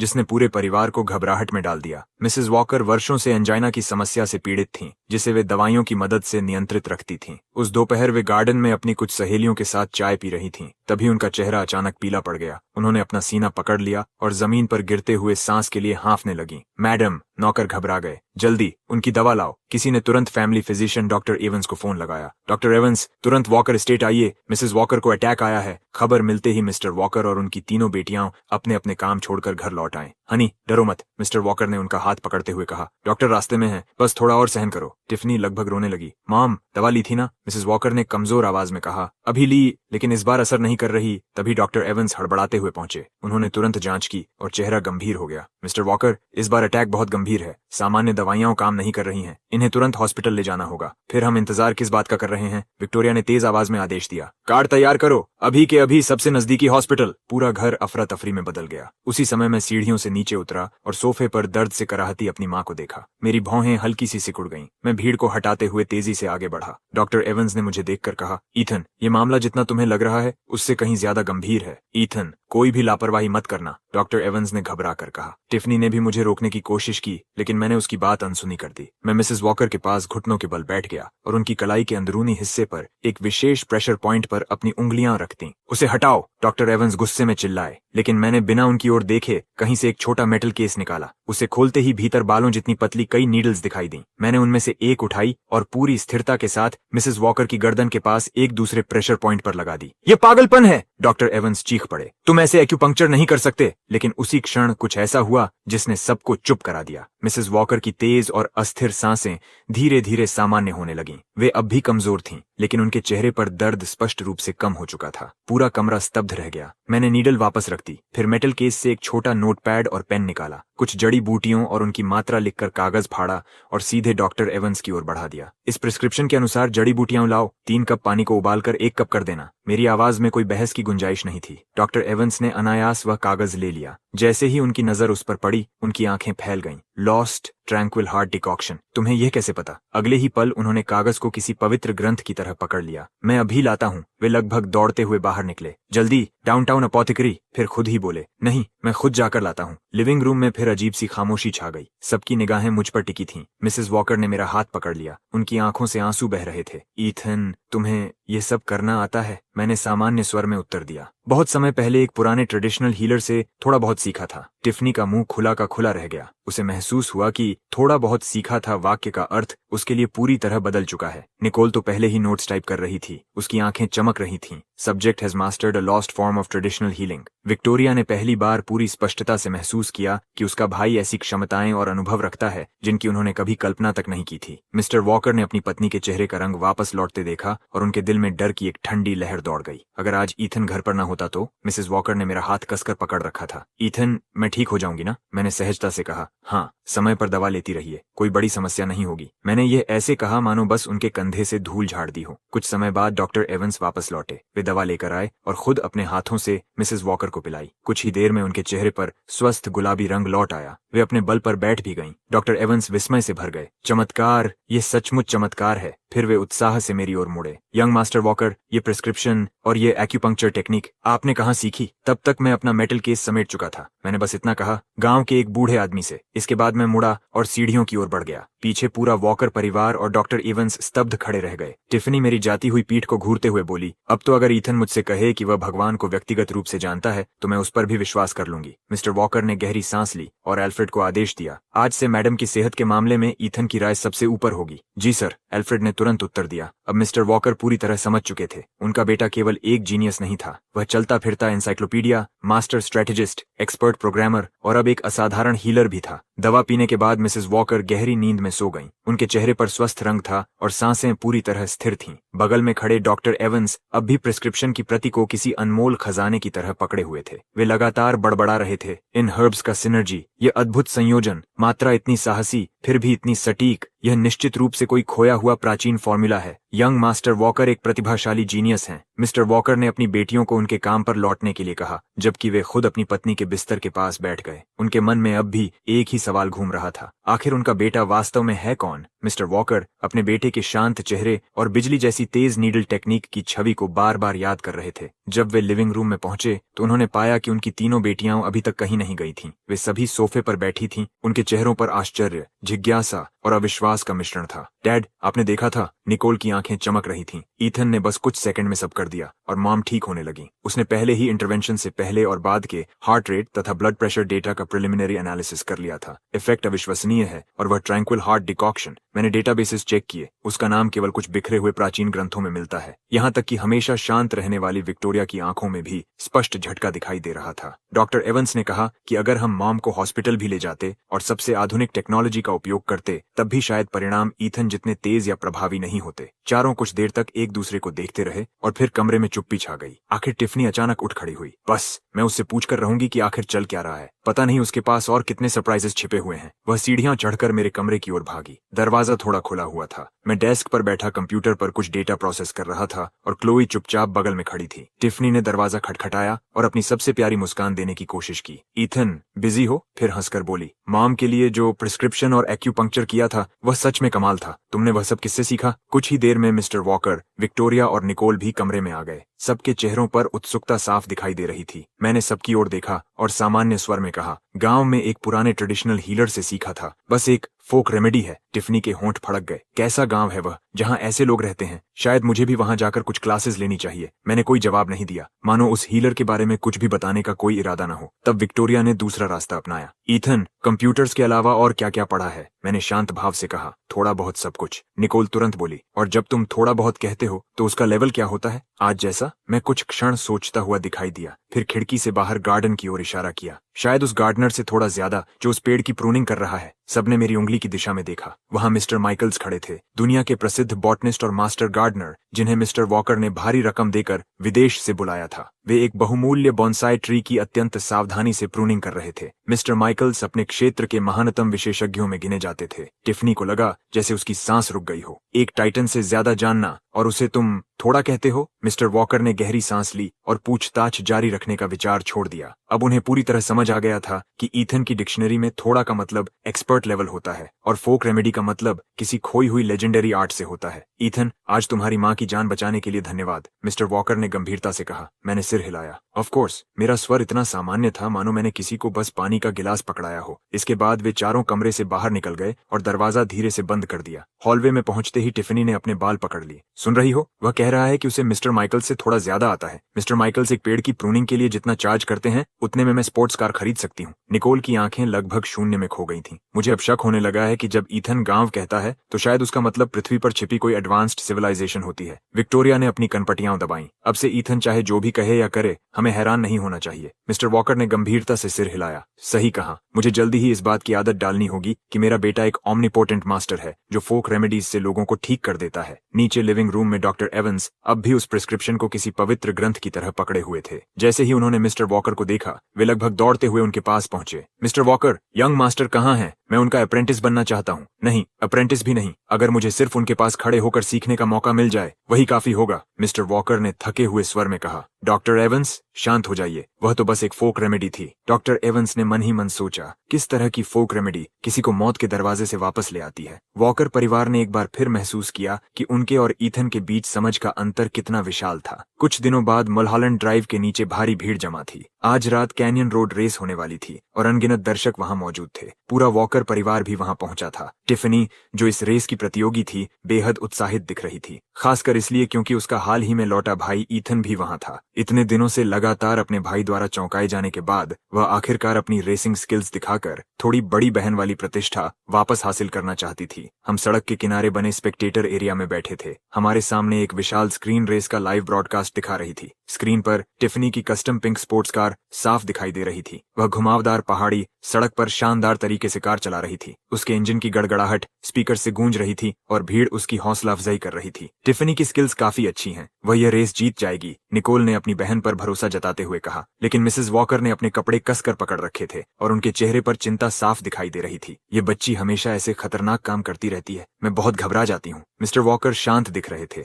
लेकिन उनकी नजरें स्क्रीन से हट नहीं रही थीं। विक्टोरिया समय समय पर अपनी माँ को सांत्वना देती, जबकि उसकी अपनी निगाहें भी पिंक स्पोर्ट्स कार पर टिकी हुई थीं। मैं एक कोने में टैबलेट लेकर बैठा था। ऊपर से ऐसा लग रहा था कि मैं बस कैजुअली ब्राउज कर रहा हूँ, लेकिन वास्तव में मैं रेस का रियल टाइम डेटा मॉनिटर कर रहा था। क्लोई चुपचाप मेरे पास खड़ी थी। मेरी पर्सनल असिस्टेंट होने के नाते वह कम बोलती थी, लेकिन हमेशा मेरी जरूरतों को पहले ही समझ लेती थी। रेस आधी पूरी हो चुकी थी कि अचानक स्क्रीन की तस्वीर बुरी तरह हिलने लगी। लीडिंग पोजीशन पर चल रही पिंक स्पोर्ट्स कार एक तेज मोड़ पर सामने से आ रहे कंट्रोल खो चुके ट्रक से टकराने की स्थिति में आ गई। ट्रक की चकाचौंध कर देने वाली हेडलाइट्स पूरे स्क्रीन पर छा गईं और भीड़ से घबराहट भरी आवाजें उठने लगीं। स्क्रीन पर क्या हो रहा है? किसी ने चिल्लाकर पूछा। टिफनी ने पूरी ताकत से स्टीयरिंग व्हील घुमाया और स्पोर्ट्स कार गार्ड रेल से टकरा गई। धातु घिसने की तीखी आवाज और जोरदार धमाके के साथ कार खड़ी ढलान से नीचे लुढ़क गई। स्क्रीन तुरंत होस्ट के घबराए हुए चेहरे पर कट हो गई। टिफनी, मिसेस वॉकर की आंखों के आगे अंधेरा छा गया और वह लगभग बेहोश हो गईं। मॉम, विक्टोरिया ने उन्हें तुरंत संभाल लिया। एम्बुलेंस बुलाइए। पूरा माहौल अफरा तफरी में बदल गया और वॉकर फैमिली घबराहट में डूब गई। निकोल ने तुरंत लैपटॉप निकाला और टिफनी के फोन को लोकेट करने की कोशिश की, लेकिन कैनियन में सिग्नल बहुत कमजोर था। स्क्रीन पर सिर्फ एक धुंधला सिग्नल रेडियस दिखाई दे रहा था, जिससे उसकी एग्जैक्ट लोकेशन पता नहीं चल पा रही थी। अब हम क्या करें? उसकी सही लोकेशन नहीं मिल रही। रेस्क्यू टीम उसे कैसे ढूंढेगी? मिसेस वॉकर बेकाबू होकर रो रही थी। मिस्टर वॉकर का चेहरा गंभीर था और वह बार बार रेस्क्यू लाइन पर कॉल करने की कोशिश कर रहे थे, लेकिन संपर्क नहीं हो पा रहा था। तभी मैंने सिर उठाया। Latitude 3411 some 5 degree north, longitude ऑंगसो 8 नॉर्थ सी सो वेस्ट। ये कोऑर्डिनेट्स रेस्क्यू टीम को भेज दीजिए। विक्टोरिया चौंक गई। ईथन, तुम इतने सटीक कैसे हो सकते हो? मैंने शांत स्वर में जवाब दिया। उसके फोन का आखिरी सिग्नल गायब होने से पहले मैंने पकड़ लिया था। ट्रेन और कार के गिरने की ट्रेजेक्टोरी के आधार पर मैंने उसकी पोजीशन कैलकुलेट कर ली है। विक्टोरिया के पास सवाल पूछने का समय नहीं था। उसने तुरंत कोऑर्डिनेट्स रेस्क्यू टीम को भेज दिए, लेकिन थोड़ी देर बाद रेडियो से चिंतित आवाज सुनाई दी। ट्रेन बहुत खतरनाक है, वहां पहुंचने में हमें कम से कम 40 मिनट और लगेंगे। हमारे पास इतना समय नहीं है। 40 मिनट? टिफनी शायद तब तक जीवित न रहे। मिस्टर वॉकर बेचैनी से इधर उधर टहलने लगे। तभी क्लोई आगे बढ़ी। सर, मुझे जाने दीजिए, मेरे पास प्रोफेशनल ट्रेनिंग है, मैं उसे निकाल सकती हूँ। आमतौर पर शांत रहने वाली क्लोई की बात सुनकर सभी हैरान रह गए। मैंने उसकी तरफ देखा और पहली बार वॉकर फैमिली ने मेरे चेहरे पर स्पष्ट भावनाएं देखी। ये बहुत खतरनाक है। मुझे पता था कि क्लोई बेहद सक्षम थी, लेकिन रात का अंधेरा, खड़ी ढलान और ऊंचा जोखिम मुझे परेशान कर रहा था। मेरी आवाज में चिंता की हल्की झलक थी, जिसने सभी को चौंका दिया। मैं हमेशा शांत और भावनाहीन दिखाई देता था। क्लोई ने दृढ़ता से कहा, सर, मिस टिफनी की हालत गंभीर है, हम और इंतजार नहीं कर सकते। मैं कुछ क्षण चुप रहा, फिर सिर हिलाया। ठीक है, मैं तुम्हें रियल टाइम में गाइड करूंगा, सुरक्षित रहना। मैंने तुरंत उसके फोन पर सबसे बेहतर रूट भेज दिया। मेरी उंगलियां हल्की ठंडी महसूस हो रही थीं। थैंक यू, क्लोई ने कहा और बिना समय गंवाए अंधेरे का सहारा लेकर ढलान से नीचे उतरना शुरू कर दिया। मैं वहीं खड़ा रह गया। मेरी नजरें उसी दिशा में जमी थीं जहां वह गई थी। ईथन किसी के लिए पहले कभी इतना चिंतित नहीं हुआ। विक्टोरिया ने मेरे तनावपूर्ण चेहरे को देखते हुए सोचा। समय धीरे धीरे बीत रहा था और हर सेकंड एक यातना जैसा लग रहा था। अधिकांश दर्शक जा चुके थे। वहां केवल चिंतित वॉकर फैमिली रह गई थी। मिसेस वॉकर लगातार प्रार्थना कर रही थी। मिस्टर वॉकर बेचैनी से टहल रहे थे और निकोल अपने फोन पर क्लोई के जीपीएस सिग्नल को घूर रही थी। आधे घंटे से भी ज्यादा समय गुजर गया। आखिरकार रेडियो से क्लोई की आवाज सुनाई दी, मिस टिफनी होश में है, मैं उन्हें ऊपर लेकर आ रही हूँ। 10 मिनट और बीत गए, फिर आखिरकार ढलान के नीचे 2 परछाइयां दिखाई दी। क्लोई घायल लेकिन जीवित टिफनी को सहारा देकर वापस ऊपर ला रही थी। वॉकर फैमिली की आंखों में राहत के आंसू भर आए। टिफनी बच गई थी। क्लोई टिफनी को सहारा देकर ऊपर ला रही थी। उसके कदम लड़खड़ा रहे थे, लेकिन फिर भी वह टिफनी को मजबूती से संभाले हुए थी। टिफनी का चेहरा बिल्कुल पीला पड़ चुका था, उसके माथे से खून बह रहा था और उसका बायां हाथ अस्वाभाविक कोण पर लटका हुआ था, जो साफ तौर पर गंभीर चोट का संकेत दे रहा था। टिफनी, मिसेस वॉकर दौड़कर आगे बढ़ीं और अपनी बेटी को गले लगाकर खुशी और राहत के आंसू बहाने लगीं। उसी समय रेस्क्यू टीम भी पहुंच गई और तुरंत टिफनी की जांच शुरू कर दी। शुरुआती रिपोर्ट के अनुसार उसका बायां हाथ टूट गया था, शरीर पर कई सॉफ्ट टिश्यू कंट्यूजन्स थीं और उसे हल्का कंकशन हुआ था। उसे स्ट्रेचर पर लिटाकर एम्बुलेंस में ले जाया गया। मैं तुरंत क्लोई की तरफ बढ़ा और देखा कि उसकी पैंट पर एक बड़ा गहरा खून का धब्बा फैलता जा रहा था। वह लड़खड़ाई तो मैंने उसे संभाल लिया। क्लोई ने कमजोर सी मुस्कान दी, सर मैं ठीक हूँ, चिंता मत कीजिए। लेकिन वाक्य पूरा होने से पहले ही उसकी आंखों के सामने अंधेरा छा गया और वह बेहोश होकर गिर पड़ी। मैं फौरन उसे अपनी बाहों में पकड़ लिया। जब मैंने उसकी पैंट ऊपर की तो उसकी जांघ पर एक लंबा और गहरा घाव दिखाई दिया, जिससे लगातार खून बह रहा था। जल्दी इसे एम्बुलेंस तक ले जाओ, मैंने क्लोई को पकड़े हुए चिल्लाया। मेरी आवाज में ऐसी घबराहट और बेचैनी थी जो किसी ने पहले कभी नहीं देखी थी। हॉस्पिटल के इमरजेंसी रूम में शुरुआती इलाज के बाद डॉक्टर गंभीर चेहरे के साथ बाहर आए। डॉक्टर, वे दोनों कैसी हैं? मिसेस वॉकर ने घबरा कर पूछा। डॉक्टर ने कहा, मिस टिफनी की चोटें जानलेवा नहीं हैं, लेकिन मिस क्लोई ने बहुत ज्यादा खून खो दिया है। हॉस्पिटल में टाइप ए ब्लड की भारी कमी है और हमें किसी ऐसे डोनर की जरूरत है जो उसका रिलेटिव न हो। ब्लड की कमी? ऐसे समय में कैसे? मिसेस वॉकर घबरा गईं। क्या यहाँ किसी का ब्लड ग्रुप टाइप ए है? मिसेस वॉकर, विक्टोरिया और निकोल ने तुरंत कहा कि उनका ब्लड ग्रुप टाइप ए है। डॉक्टर ने जवाब दिया, हम पहले क्विक टेस्ट करेंगे। कुछ मिनट बाद रिपोर्ट डॉक्टर के हाथ में थी। उन्होंने हैरानी से रिपोर्ट देखी। यह अजीब है, आप सब मिस क्लोई के ब्लड रिलेटिव्स हैं। नियमों के अनुसार डायरेक्ट रिलेटिव्स एक दूसरे को ब्लड डोनेट नहीं कर सकते क्योंकि रिजेक्शन का खतरा रहता है। तभी मैंने आगे बढ़कर कहा, मेरा ब्लड ग्रुप RH नेगेटिव है, इमरजेंसी के लिए मेरा ब्लड ले लीजिए। मेरी बात इमरजेंसी रूम में गड़गड़ाहट की तरह गूंज गई। ईथन, तुमने क्या कहा? तुम RH नेगेटिव हो? विक्टोरिया स्तब्ध रह गई। हमारे पूरे परिवार का ब्लड टाइप। उसकी बात अधूरी रह गई, लेकिन सब समझ गए कि इसका क्या मतलब था। अचानक मिसेस वॉकर को कुछ याद आया और उनका चेहरा सफेद पड़ गया। जब तुम पैदा हुए थे, हॉस्पिटल में एक मिक्सअप हुआ था। हमारी राइवल कंपनी ने दखल देकर बच्चों की अदला बदली कर दी थी। हमें हमेशा लगा कि बदला गया बच्चा एक लड़का था। हमने कभी इस पर दोबारा शक नहीं किया, लेकिन मैंने कभी कल्पना भी नहीं की थी। मैंने शांतिपूर्वक एक फाइल निकालकर सामने रखी। उस साल के सर्वेलेंस रिकॉर्ड्स और स्टाफ ट्रांसफर लिस्ट्स सब इसमें हैं। वॉकर फैमिली को नुकसान पहुंचाने के लिए हमारी राइवल्स मुझे ले गईं, बिना ये पुष्टि किए कि बच्चा लड़का है या लड़की। बाद में अपने अपराध को छिपाने के लिए उन्होंने DNA सैंपल्स तक बदल दिए, इसलिए रिपोर्ट में फैमिली मैच दिखा। मैंने क्लोई की तरफ देखा। असल वॉकर चाइल्ड क्लोई है। उन्होंने जानबूझकर उसे मेरी असिस्टेंट बनाकर भेजा ताकि वह पूरी जिंदगी एक सबॉर्डिनेट की तरह जीती रहे। इस खुलासे ने पूरे कमरे को भावनाओं के तूफान में डुबो दिया। मिसेस वॉकर ने हॉस्पिटल बेड पर बेहोश पड़ी क्लोई को देखा और उनकी आंखों से आंसू बह निकले। मेरी बेटी, तुमने इतने सालों तक कितना सहा होगा। इमरजेंसी ट्रांसफ्यूजन के बाद आखिरकार क्लोई खतरे से बाहर आ गई और धीरे धीरे होश में आई। जब उसे अपनी असली पहचान का सच पता चला तो उसने बेड के आसपास खड़े परिवार को देखा। उसकी आंखें भावनाओं से लाल हो चुकी थीं। टिफनी, जिसका हाथ स्लिंग में था, क्लोई के पास झुक गई और रूंधे हुए गले से बोली, तो हम सच में एक परिवार हैं। क्लोई ने हल्की मुस्कान के साथ सिर हिला दिया। टिफनी, जो बीत गया वह बीत गया। अगले कुछ दिनों तक वॉकर फैमिली बारी बारी से टिफनी और क्लोई की देखभाल करती रही। दूसरी तरफ राइवल कंपनी की पूरी साजिश उजागर हो चुकी थी। मिस्टर वॉकर गुस्से से अकबूला थे। जिसने भी मेरे परिवार को छुआ है उसे इसकी कीमत चुकानी होगी। उनकी सारी क्रेडिट लाइंस तुरंत बंद कर दो। मैं चाहता हूं कि 1 महीने के भीतर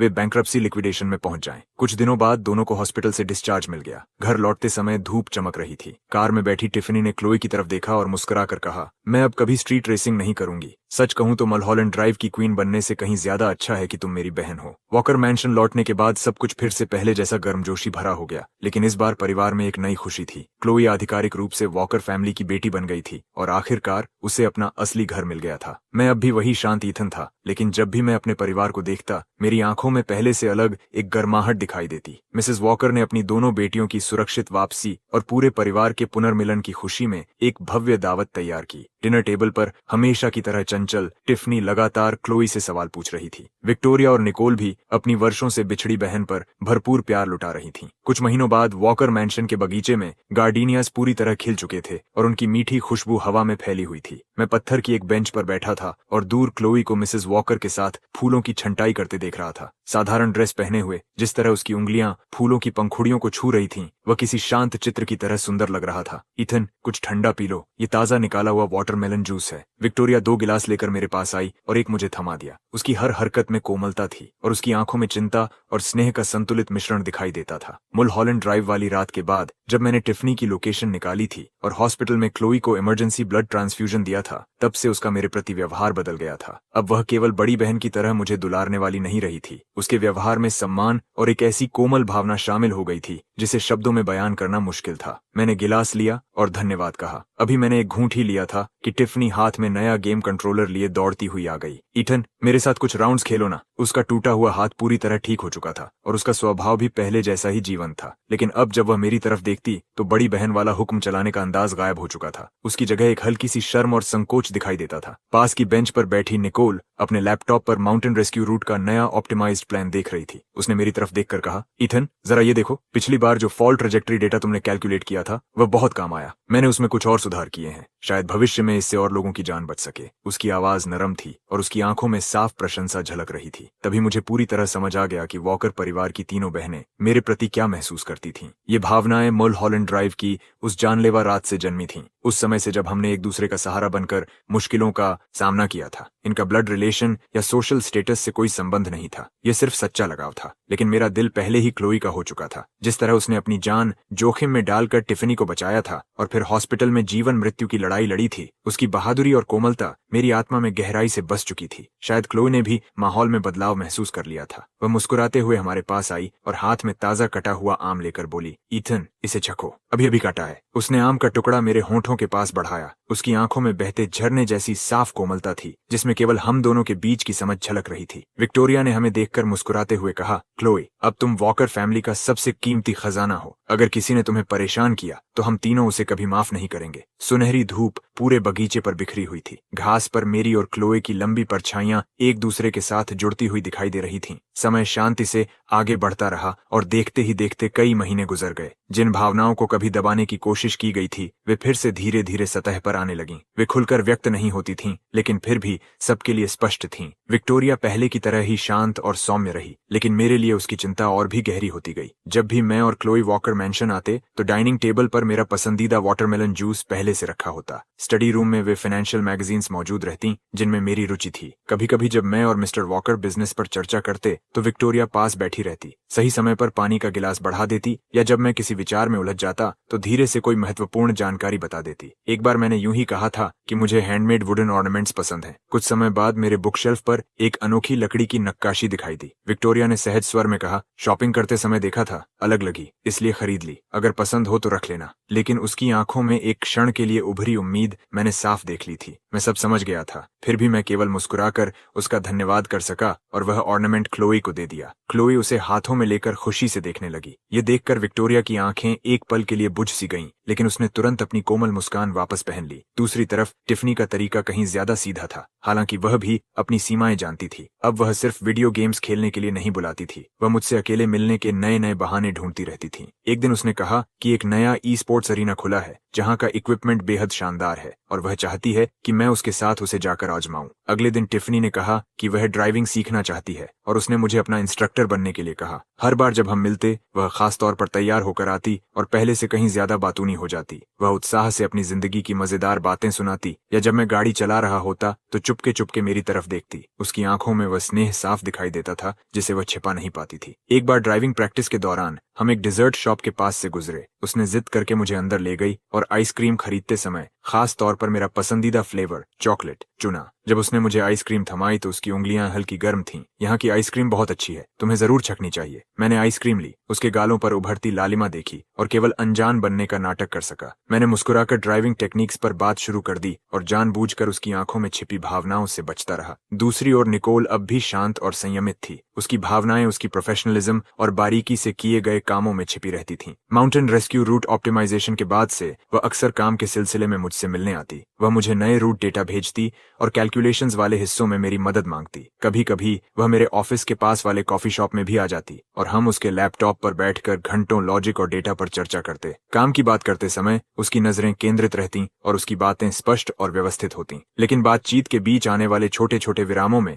जब उसकी नजरें मुझ पर ठहरती तब उनमें एक बेहद हल्की कोमलता दिखाई देती थी। एक शाम हम देर तक काम करते रहे और बाहर हल्की बारिश शुरू हो गई। उसने अपने बैग से एक अम्ब्रेला निकाला और मेरी तरफ बढ़ाते हुए कहा, बारिश ज्यादा नहीं है लेकिन तुम्हें भीगना नहीं चाहिए। मैंने देखा कि अम्ब्रेला का मैट फिनिश हैंडल बिल्कुल वैसा था जैसा मुझे पसंद था। साफ था कि उसने यह खास मेरे लिए चुना था। मैंने अम्ब्रेला लेकर धीरे से धन्यवाद कहा, लेकिन जैसे ही मुड़ा मैंने देखा कि क्लोई थोड़ी दूरी पर अपना अम्ब्रेला लिए मेरा इंतजार कर रही थी। मैं तुरंत उसकी तरफ बढ़ गया, निकोल का अम्ब्रेला बंद किया, क्लोई का अम्ब्रेला पकड़ लिया और स्वाभाविक रूप से उसके कंधे पर अपना हाथ रख दिया। निकोल वहीं खड़ी रही और हमें दूर जाते हुए देखती रही। धीरे धीरे उसने अपना लैपटॉप बंद किया और उसके होंठों पर मौजूद मुस्कान थोड़ी फीकी पड़ गई। तीनों बहनों की भावनाएं बिल्कुल सच्ची थीं। उनमें न कोई बुराई थी और न ही किसी तरह की प्रतिद्वंद्विता। वे केवल अलग अलग तरीकों से उस स्नेह को व्यक्त कर रही थीं जो कभी पूरी तरह खत्म नहीं हुआ था। उनकी यह संयमित कोशिश मुझे पर्याप्त जगह देती थी जिससे मैं असहज या दबाव में महसूस नहीं करता था, लेकिन मेरे दिल का जवाब कभी नहीं बदला। क्लोई की छवि बहुत पहले ही मेरे हर विचार में बस चुकी थी। उन तीनों की हर दयालुता केवल मेरे मन में क्लोई के लिए मौजूद प्रेम को और स्पष्ट करती थी। क्लोई, जो बेहद समझदार थी, स्वाभाविक रूप से अपनी तीनों बहनों के बदलते व्यवहार को महसूस कर चुकी थी, लेकिन उसने कभी असुरक्षा या शक नहीं दिखाया। वह हमेशा की तरह शांत और सौम्य बनी रही। जब विक्टोरिया मेरे लिए कुछ खास तैयार करती तो क्लोई मुस्कुराकर उसे स्वीकार करती और उसकी सोच की दिल से प्रशंसा करती। जब टिफनी मुझे ई स्पोर्ट्स अरीना या ड्राइविंग प्रैक्टिस के लिए ले जाती तो क्लोई मुझे सावधान रहने की याद दिलाती और बाद में हमारी बातें बड़े उत्साह से सुनती। जब मैं और निकोल काम पर चर्चा करते तो वह पास बैठकर किताब पढ़ती या हमारे लिए चाय तैयार करती। एक बार जब मैं और क्लोई अकेले थे, उसने धीरे से पूछा,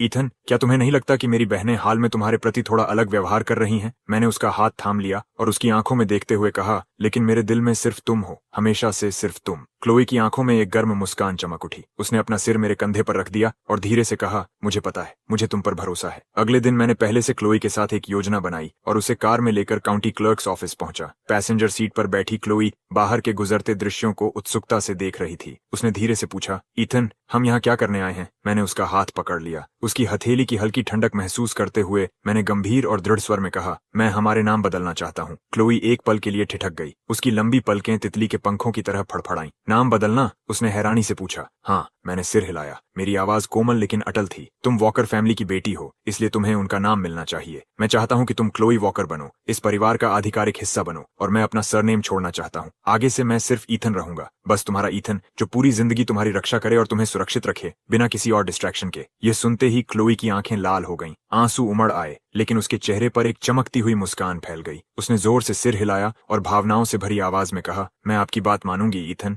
आज से मैं क्लोई वॉकर हूँ और हमेशा सिर्फ आपकी क्लोई वॉकर रहूंगी। नाम बदलने की प्रक्रिया बेहद आसान रही। जैसे ही उसे अपना नया आईडी मिला, क्लोई ने उसे सावधानी से हाथों में थाम लिया। उसकी उंगलियां बार बार उस नाम क्लोई वॉकर पर फिरती रहीं और उसकी आंखों में खुशी साफ झलक रही थी। ऑफिस की खिड़की से आती धूप उसके चेहरे पर पड़ रही थी, जिससे उसकी आंख के पास का ब्यूटी मार्क और भी उभर कर दिखाई दे रहा था। मैंने उसे अपनी बाहों में भर लिया और उसके माथे पर हल्का सा चुंबन रखा। मेरी पूरी जिंदगी अब सिर्फ तुम्हारी है। जब हमारे नाम बदलने की खबर वॉकर परिवार तक पहुंची तो मिसेस वॉकर की खुशी का ठिकाना नहीं रहा। उन्होंने क्लोई का हाथ थामकर प्यार से सहलाया और मुस्कुराते हुए कहा, क्लोई वॉकर, कितना सुंदर नाम है, हमारी बेटी पर बिल्कुल झंझता है। मिस्टर वॉकर ने भी सहमति में सिर हिलाया और मेरी तरफ देखकर कहा, हाँ ईथन, तुमने बहुत सोच समझकर फैसला लिया है। अब से तुम्हें क्लोई का अच्छे से ख्याल रखना होगा। डैड, चिंता मत कीजिए, मैं रखूंगा। हालांकि तीनों बहनों की प्रतिक्रिया कुछ अलग थी। विक्टोरिया हमें देख रही थी। उसके चेहरे पर हल्की मुस्कान थी, लेकिन उसकी आंखों में निराशा की एक झलक भी दिखाई दी। उसने पानी का गिलास उठाया, एक घूंट लिया और धीरे से बोली, क्लोई, ईथन,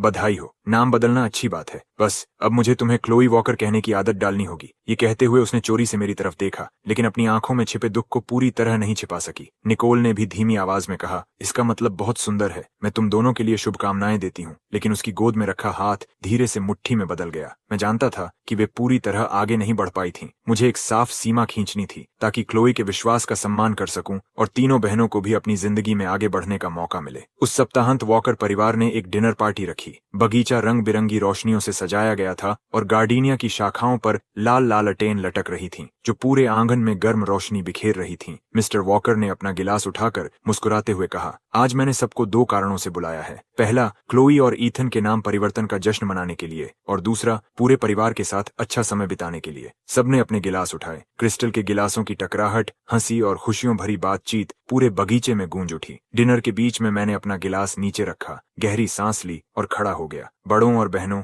मुझे एक महत्वपूर्ण घोषणा करनी है। सभी की निगाहें मेरी ओर मुड़ गईं। मेरे पास बैठी क्लोई ने ऊपर देखा। उसकी आंखों में उलझन और उत्सुकता दोनों थीं। मैंने उसका हाथ थाम लिया। उसकी उंगलियां थोड़ी ठंडी थीं, लेकिन उसने मेरा हाथ कसकर पकड़ लिया, जैसे मुझे हिम्मत दे रही हो। मेरी नजर वहां मौजूद सभी लोगों पर घूमी और आखिरकार तीनों बहनों पर आकर ठहर गईं। बहनों, आपने मुझे जो प्यार, देखभाल और अपनापन दिया है, उसके लिए मैं दिल से आभारी हूँ। हमारी पहली उलझी हुई मुलाकात से लेकर आज तक साथ बिताए हर पल में मैंने आपकी दयालुता, सच्चाई और कोमलता को महसूस किया है। विक्टोरिया, आप हमेशा चुपचाप मेरी पसंद की चीजें तैयार करती थीं, और जब मैं और डैड बिजनेस की बात करते थे तब महत्वपूर्ण जानकारी भी याद दिलाती थी। आपकी समझदारी और गरिमा ने मुझे परिवार की गर्माहट महसूस कराई। मैंने विक्टोरिया की ओर देखा। उसकी आंखें लाल हो चुकी थीं और उसके हाथ में पकड़ा वाइन ग्लास हल्का कांप रहा था। टिफनी, आपने मुझे बहुत सी नई चीजों से परिचित कराया। ई स्पोर्ट्स अरीना से लेकर ड्राइविंग प्रैक्टिस तक आपने मेरी जिंदगी में बहुत सारी खुशियां जोड़ी। आपकी ऊर्जा और सच्चाई छोटे सूरज की तरह है जो अपने आसपास हर किसी को गर्माहट देती है। टिफनी ने सिर झुका लिया। उसकी लंबी पलकें उसकी भावनाओं को छिपा रही थीं और उसके कंधे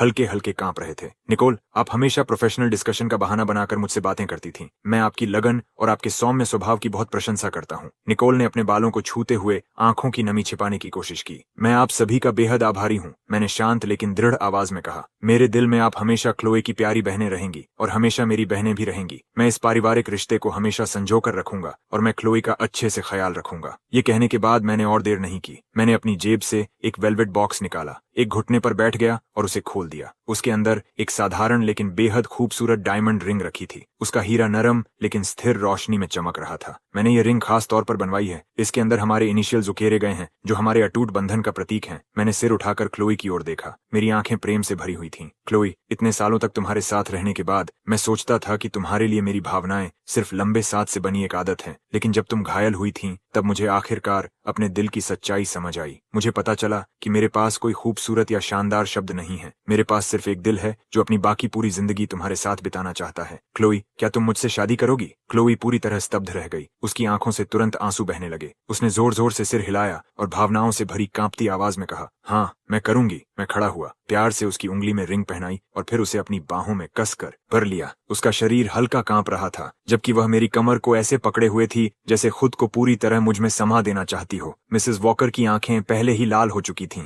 उन्होंने मिस्टर वॉकर का हाथ थाम रखा था और बार बार कह रही थीं, यह बहुत अच्छा है, सच में बहुत अच्छा है। मिस्टर वॉकर ने भी राहत भरी मुस्कान के साथ सिर हिलाया। उन्होंने चुपके से अपनी आंखों के कोने पोंछे और कहा, हाँ, बच्चों की सारी कठिनाइयां आखिरकार खत्म हो गईं। अब हमारा परिवार सच में पूरा हो गया है। विक्टोरिया आगे आई और उसने धीरे से मेरे कंधे पर हाथ रखा। उसके चेहरे पर सच्ची राहत और खुशी दिखाई दे रही थी। मैं तुम दोनों को हमेशा खुश रहने की शुभकामनाएं देती हूँ। मैंने मुस्कुराकर कहा, धन्यवाद विक्टोरिया, मैं क्लोई का हमेशा ख्याल रखूंगा। इसके बाद टिफनी भी आगे आई। उसकी आंखें थोड़ी लाल थीं, लेकिन उसके चेहरे की मुस्कान बिल्कुल सच्ची थी। ईथन, मेरी बहन का अच्छे से ख्याल रखना, उसने कहा और प्यार से क्लोई के गाल को हल्का सा दबा दिया। दोनों बहनों ने एक दूसरे की ओर देखा और मुस्कुरा दी। उनके बीच जो भी अनकही दीवारें थीं, वे मानो उसी पल पूरी तरह पिघल गईं। चिंता मत करो टिफनी, मैंने जवाब दिया। निकोल ने अपने चश्मे को हल्का सा ऊपर किया और शांत स्वर में कहा, ईथन, मैं तुम्हें खुशियों की शुभकामनाएं देती हूँ। आज से भी हम सब एक ही परिवार रहेंगे। उसकी आवाज अब भी कोमल थी, लेकिन उसमें शांति और सच्चे अपनत्व का एहसास साफ झलक रहा था। क्लोई और मैंने एक दूसरे की ओर देखा। हमारी आंखों में कृतज्ञता और खुशी भरी हुई थी। मैं जानता था कि तीनों बहनों ने अब सच में सब कुछ पीछे छोड़ दिया था और उनका आशीर्वाद पूरी तरह निष्कलंक और अनमोल था। अगले कुछ दिनों में हमने अपनी शादी की तैयारियां शुरू कर दी। क्लोई ने कहा कि उसका हमेशा से सपना था कि धूप से भरे खुले मैदान में एक लॉन वेडिंग हो, जहां चारों ओर फूलों की खुशबू फैली हो और दोस्तों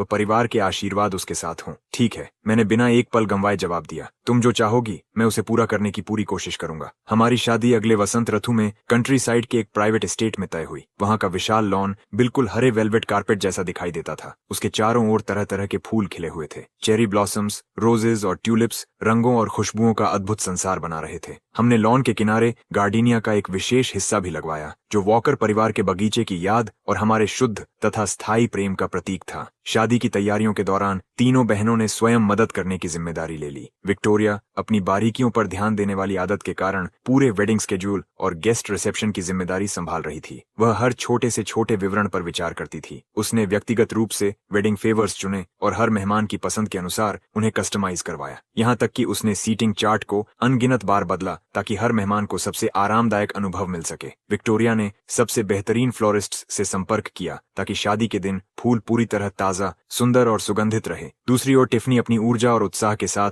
पूरे माहौल को जीवंत बनाने में लगी हुई थी। उसने रोमांटिक म्यूजिक में विशेषज्ञता रखने वाले बैंड को चुना और कई इंटरैक्टिव गेम्स तैयार किए ताकि सभी मेहमान समारोह का हिस्सा बन सकें और आनंद उठा सकें। उसने वेडिंग साइंस भी खुद डिजाइन किए जिन पर प्यारे फॉन्ट्स और सुंदर इलस्ट्रेशंस बने हुए थे जो पूरे आयोजन को एक गर्मजोशी भरा व्यक्तिगत स्पर्श दे रहे थे। निकोल ने अपनी डेटा एनालिसिस और कोऑर्डिनेशन की प्रतिभा का उपयोग करते हुए बजट और स्टाफ मैनेजमेंट की जिम्मेदारी संभाली। उसने हर संभावित समस्या के लिए कंटिंजेंसी प्लान्स तक तैयार कर रखे थे। डिटेल्ड स्प्रेडशीट्स में उसने हर खर्च को सावधानी से दर्ज किया और स्टाफ के कार्यों को तार्किक रूप से बांटा ताकि शादी के दिन किसी भी प्रकार की गड़बड़ी न हो। उन्हें इतनी मेहनत करते हुए देखकर क्लोई मेरे कंधे पर सिर रखकर धीरे से बोली, ईथन, मुझे बहुत खुशी है कि मेरी बहनें हमारे साथ हैं। मैंने उसे अपने करीब खींच लिया। हाँ, वे सभी बहुत अच्छे लोग हैं। हमें भविष्य में हमेशा उनका ख्याल रखना चाहिए। आखिरकार शादी का दिन आ गया। मौसम बिल्कुल परफेक्ट था। आसमान साफ और चमकीला था। धूप नरम थी और हल्की ठंडी हवा बह रही थी। पूरा एस्टेट उत्सव की सजावट से जगमगा रहा था और वातावरण में खुशियों की मिठास घुली हुई थी। मेहमान एक एक करके पहुंचने लगे। हर चेहरे पर मुस्कान और शुभकामनाएं थीं।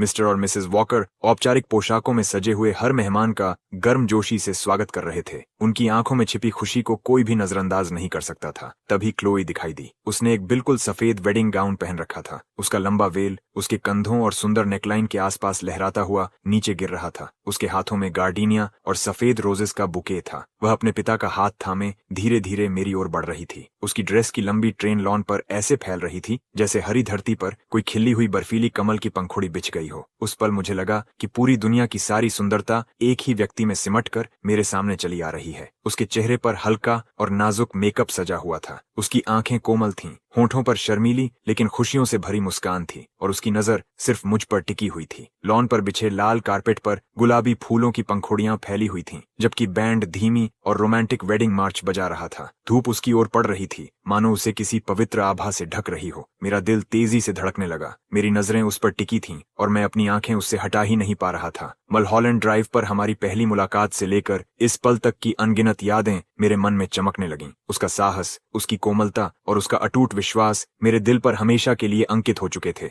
मैं काले रंग के सलीकेदार सूट में खड़ा था और हाथों में सनफ्लावर्स का बुके थामे हुए था जो उसका पसंदीदा फूल था और धूप तथा गर्मजोशी का प्रतीक माना जाता था। मिस्टर वॉकर ने क्लोई का हाथ मेरे हाथों में रखा और गंभीर लेकिन स्नेहपूर्ण आवाज में कहा, ईथन, क्लोए हमारे परिवार का वह खजाना है जो वर्षों बाद हमें वापस मिला। आज मैं उसे तुम्हारे हवाले कर रहा हूँ। तुम्हें उसका ख्याल रखना होगा और पूरी जिंदगी उससे प्यार करना होगा। मैंने क्लोई का हाथ मजबूती से थाम लिया और दृढ़ स्वर में कहा, मैं करूंगा डैड। मैं अपनी पूरी जिंदगी उसकी रक्षा करने, उसका सम्मान करने और उससे प्यार करने में बिताऊंगा और मैं कभी उसका साथ नहीं छोड़ूंगा। मिस्टर वॉकर संतुष्टि से मुस्कुराए और वापस जाकर मिसेस वॉकर के पास बैठ गए। दोनों ने एक दूसरे को देखा और उनके चेहरे पर गहरी तृप्ति की मुस्कान उभर आई। तभी वेडिंग सेरेमनी शुरू हुई। ऑफिशिएंट हमारे सामने खड़ा हुआ और कोमल स्वर में पूछा, ईथन, क्या तुम क्लोई वॉकर को अपनी पत्नी के रूप में स्वीकार करते हो? सुख और दुख में, अमीरी और गरीबी में, बीमारी और स्वास्थ्य में अपनी पूरी जिंदगी उसके साथ रहने का वचन देते हो? मैंने बिना किसी हिचकिचाहट के उत्तर दिया, आई डू। मेरी आवाज साफ और दृढ़ थी। मेरी आंखें क्लोई की आंखों में देख रही थीं, जो मेरे लिए प्रेम से भरी हुई थीं। मैं जानता था कि ये दो शब्द केवल एक उत्तर नहीं थे, बल्कि पूरी जिंदगी के लिए किया गया एक पवित्र वादा थे। फिर ऑफिशिएंट ने क्लोई की ओर मुड़कर पूछा, क्लोए वॉकर, क्या तुम ईथन को अपने पति के रूप में स्वीकार करती हो? सुख दुख, अमीरी गरीबी, बीमारी स्वास्थ्य, हर परिस्थिति में उससे प्रेम करने और उसका साथ निभाने का वचन देती हो? क्लोई ने मेरी ओर देखा। उसकी आंखों में आंसू थे, लेकिन उसके चेहरे पर शुद्ध खुशी की मुस्कान खिली हुई थी। उसने धीरे लेकिन स्पष्ट स्वर में कहा, आई डू। उन दो साधारण शब्दों में जीवन भर की निष्ठा और समर्पण का भार समाया हुआ था। उसकी आंखों के कोने से एक आंसू निकला और उसके सफेद गाउन पर गिरा, जैसे कोई चमकता हुआ मोती। इसके बाद हमने रिंग्स का आदान प्रदान किया। मैंने धीरे से क्लोई की उंगली में रिंग पहनाई और उसने भी मेरे हाथ में रिंग पहना दी। जैसे ही हमारी उंगलियां एक दूसरे को छुईं, ऐसा लगा जैसे कोई गर्म और शांत ऊर्जा हमारे बीच बह गई हो। वह छोटी सी रिंग हमारी जिंदगियों को हमेशा के लिए जोड़ चुकी थी। ऑफिशिएंट मुस्कुराया और घोषणा की, अब मैं आप दोनों को पति पत्नी घोषित करता हूँ। आपकी जिंदगी जिंदगी लंबी और खुशियों से भरी हो। उसके इतना कहते ही चारों ओर तालियों और खुशियों की आवाज गूंज उठी। रंग बिरंगे बलून्स आसमान की ओर उड़ गए और रंगीन स्ट्रीमर्स हवा में बिखरने लगे, जिससे पूरा स्टेट उत्सव के रंग में डूब गया। मैं झुका और धीरे से क्लोई के होंठों को चूम लिया। उसके होंठ नरम और गर्म थे,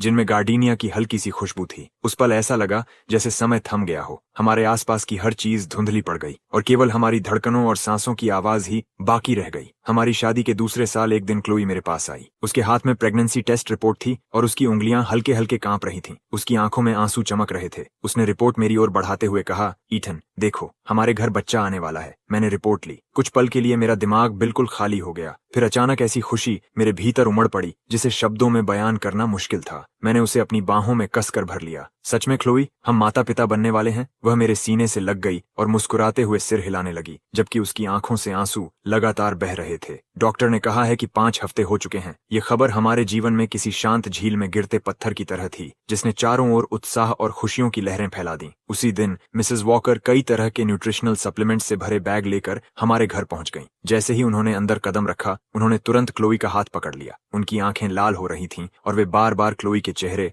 और उसके पेट की ओर देख रही थीं, जैसे उन्हें दुनिया का सबसे अनमोल खजाना मिल गया हो। मेरी प्यारी बच्ची, उन्होंने भावुक होकर कहा, यह तो सचमुच सबसे सुंदर खबर है। अब से तुम्हें अपना बहुत अच्छे से ख्याल रखना होगा। ज्यादा थकना बिल्कुल नहीं है। तुम्हारा जो भी खाने या पीने का मन करे, मॉम खुद बना कर देगी। मिसेस वॉकर प्यार से क्लोई का हाथ थामे हुए बोली। उनके पीछे पीछे मिस्टर वॉकर भी आए। उनके हाथ में एक खूबसूरत लकड़ी का डिब्बा था, जिसमें उन्होंने खास तौर पर ढूंढकर लाया हुआ वाइल्ड जिनसेंग रखा था। उनकी आवाज हमेशा की तरह शांत थी, लेकिन चेहरे पर छिपी खुशी साफ दिखाई दे रही थी। क्लोई, अपनी ताकत बढ़ाओ। अगर तुम्हें किसी भी चीज की जरूरत हो तो सीधे अपने पिता को बताना। अगले ही दिन विक्टोरिया ने अपनी एनुअल लीव ले ली और सीधे हमारे घर पहुंच गई। वह अपने साथ प्रेगनेंसी से जुड़ी किताबों का ढेर लेकर आई थी। उसी दिन से उसने क्लोई के लिए रोज अलग अलग पौष्टिक भोजन बनाना शुरू कर दिया। मुस्कुराते हुए उसने घोषणा की, आज से मैं तुम्हारी फुल टाइम लॉजिस्टिक्स मैनेजर हूँ। उसने अपनी सुंदर हैंडराइटिंग में एक पूरी प्रेगनेंसी डाइट गाइड भी तैयार कर रखी थी। देखो, फर्स्ट ट्राइमेस्टर में ज्यादा मसालेदार खाना नहीं खाना चाहिए। मैंने तुम्हारे लिए यैम और मिलेट पॉरेज बनाया है। ये मॉर्निंग सिकनेस कम करने में मदद करेगा। क्लोई ने कटोरा हाथ में लिया और उसकी खुशबू महसूस करते हुए मुस्कुराई। इसकी खुशबू तो बहुत अच्छी है। विक्टोरिया तुरंत बोली, हाँ, लेकिन धीरे धीरे पीना, कहीं मुंह न जल जाए। गर्म पॉरेज का कटोरा हाथों में लिए क्लोई का दिल स्नेह और अपनापन महसूस कर रहा था। उसने भावुक होकर कहा, विक्टोरिया, तुम्हें मेरे लिए काम से छुट्टी लेने की जरूरत नहीं थी। विक्टोरिया ने हाथ हिलाते हुए मुस्कुराकर जवाब दिया, पगली, इस समय तुम और बच्चा सबसे ज्यादा महत्वपूर्ण हो। दूसरी तरफ टिफनी ने खुद को घर की एंटरटेनमेंट डायरेक्टर घोषित कर दिया। वीकेंड की सुबह वह ढेर सारी सीडीज और पिक्चर बुक्स लेकर हमारे घर आ धमकी। क्लोई, मैंने ढेर सारा सूदिंग प्रीनेटल म्यूजिक ढूंढा है और ये किताब भी देखो, बेबीज वंडरफुल वर्ल्ड। इसकी पिक्चर्स कितनी प्यारी हैं। चलो, हम दोनों मिलकर बच्चे को कहानियां सुनाते हैं। वह सोफा पर बैठकर पूरे जोश के साथ कहानी पढ़ने लगी। कभी जानवरों की आवाजें निकालती, कभी अलग अलग कैरेक्टर्स की नकल करती, जिससे क्लोई हंसते हंसते लोटपोट हो जाती। हाँ हाँ टिफनी, तुम्हारी एक्टिंग तो सच में कमाल है, क्लोई हंसते हुए बोली। बच्चा जरूर तुम्हारी खुशी महसूस कर सकता होगा। टिफनी ने गर्व से ठुड्डी ऊंची कर ली। बिल्कुल, क्या तुम भूल गई कि मैं कॉलेज ड्रामा क्लब में थी? बच्चे की अर्ली एजुकेशन की पूरी जिम्मेदारी मेरी है। वहीं निकोल हमेशा की तरह कोऑर्डिनेटर की भूमिका निभा रही थी। एक दिन उसने मुझे एक मोटी फाइल थमाई। Prenatal checkup schedule, foetal movement monitoring और प्रीनेटल योगा क्लासेस, सब कुछ इसमें मार्क किया हुआ है। मैंने नैनीज के रेज्यूमेज और पोस्टपार्टम केयर सेंटर्स की कंपैरिजन रिपोर्ट भी जोड़ दी है। अगर कुछ बदलना हो तो देख लेना। मैंने फाइल खोली। उसके अंदर मौजूद चार्ट्स और टेबल्स इतने व्यवस्थित थे कि देखकर मैं हैरान रह गया। तुम तो कमाल हो निकोल।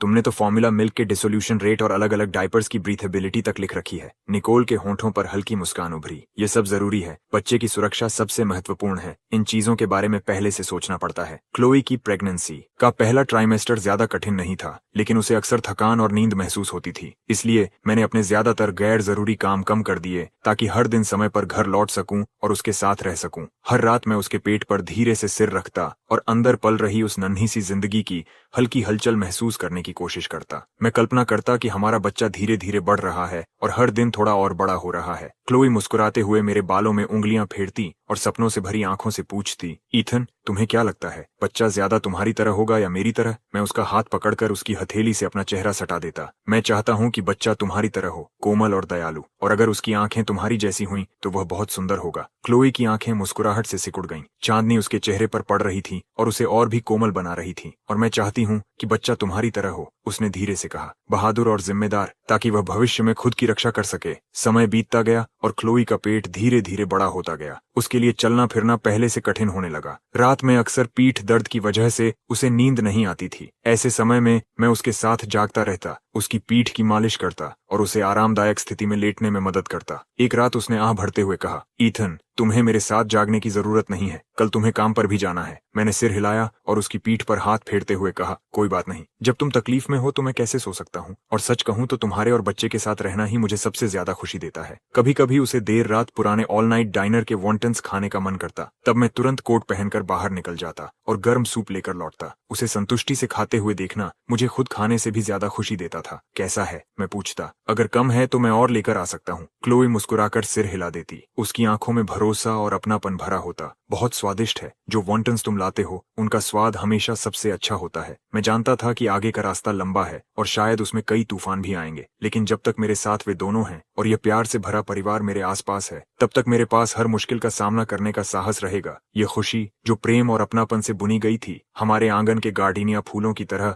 हर साल महकती रहेगी और हमारी बाकी पूरी जिंदगी के हर दिन को गर्माहट से भरती रहेगी।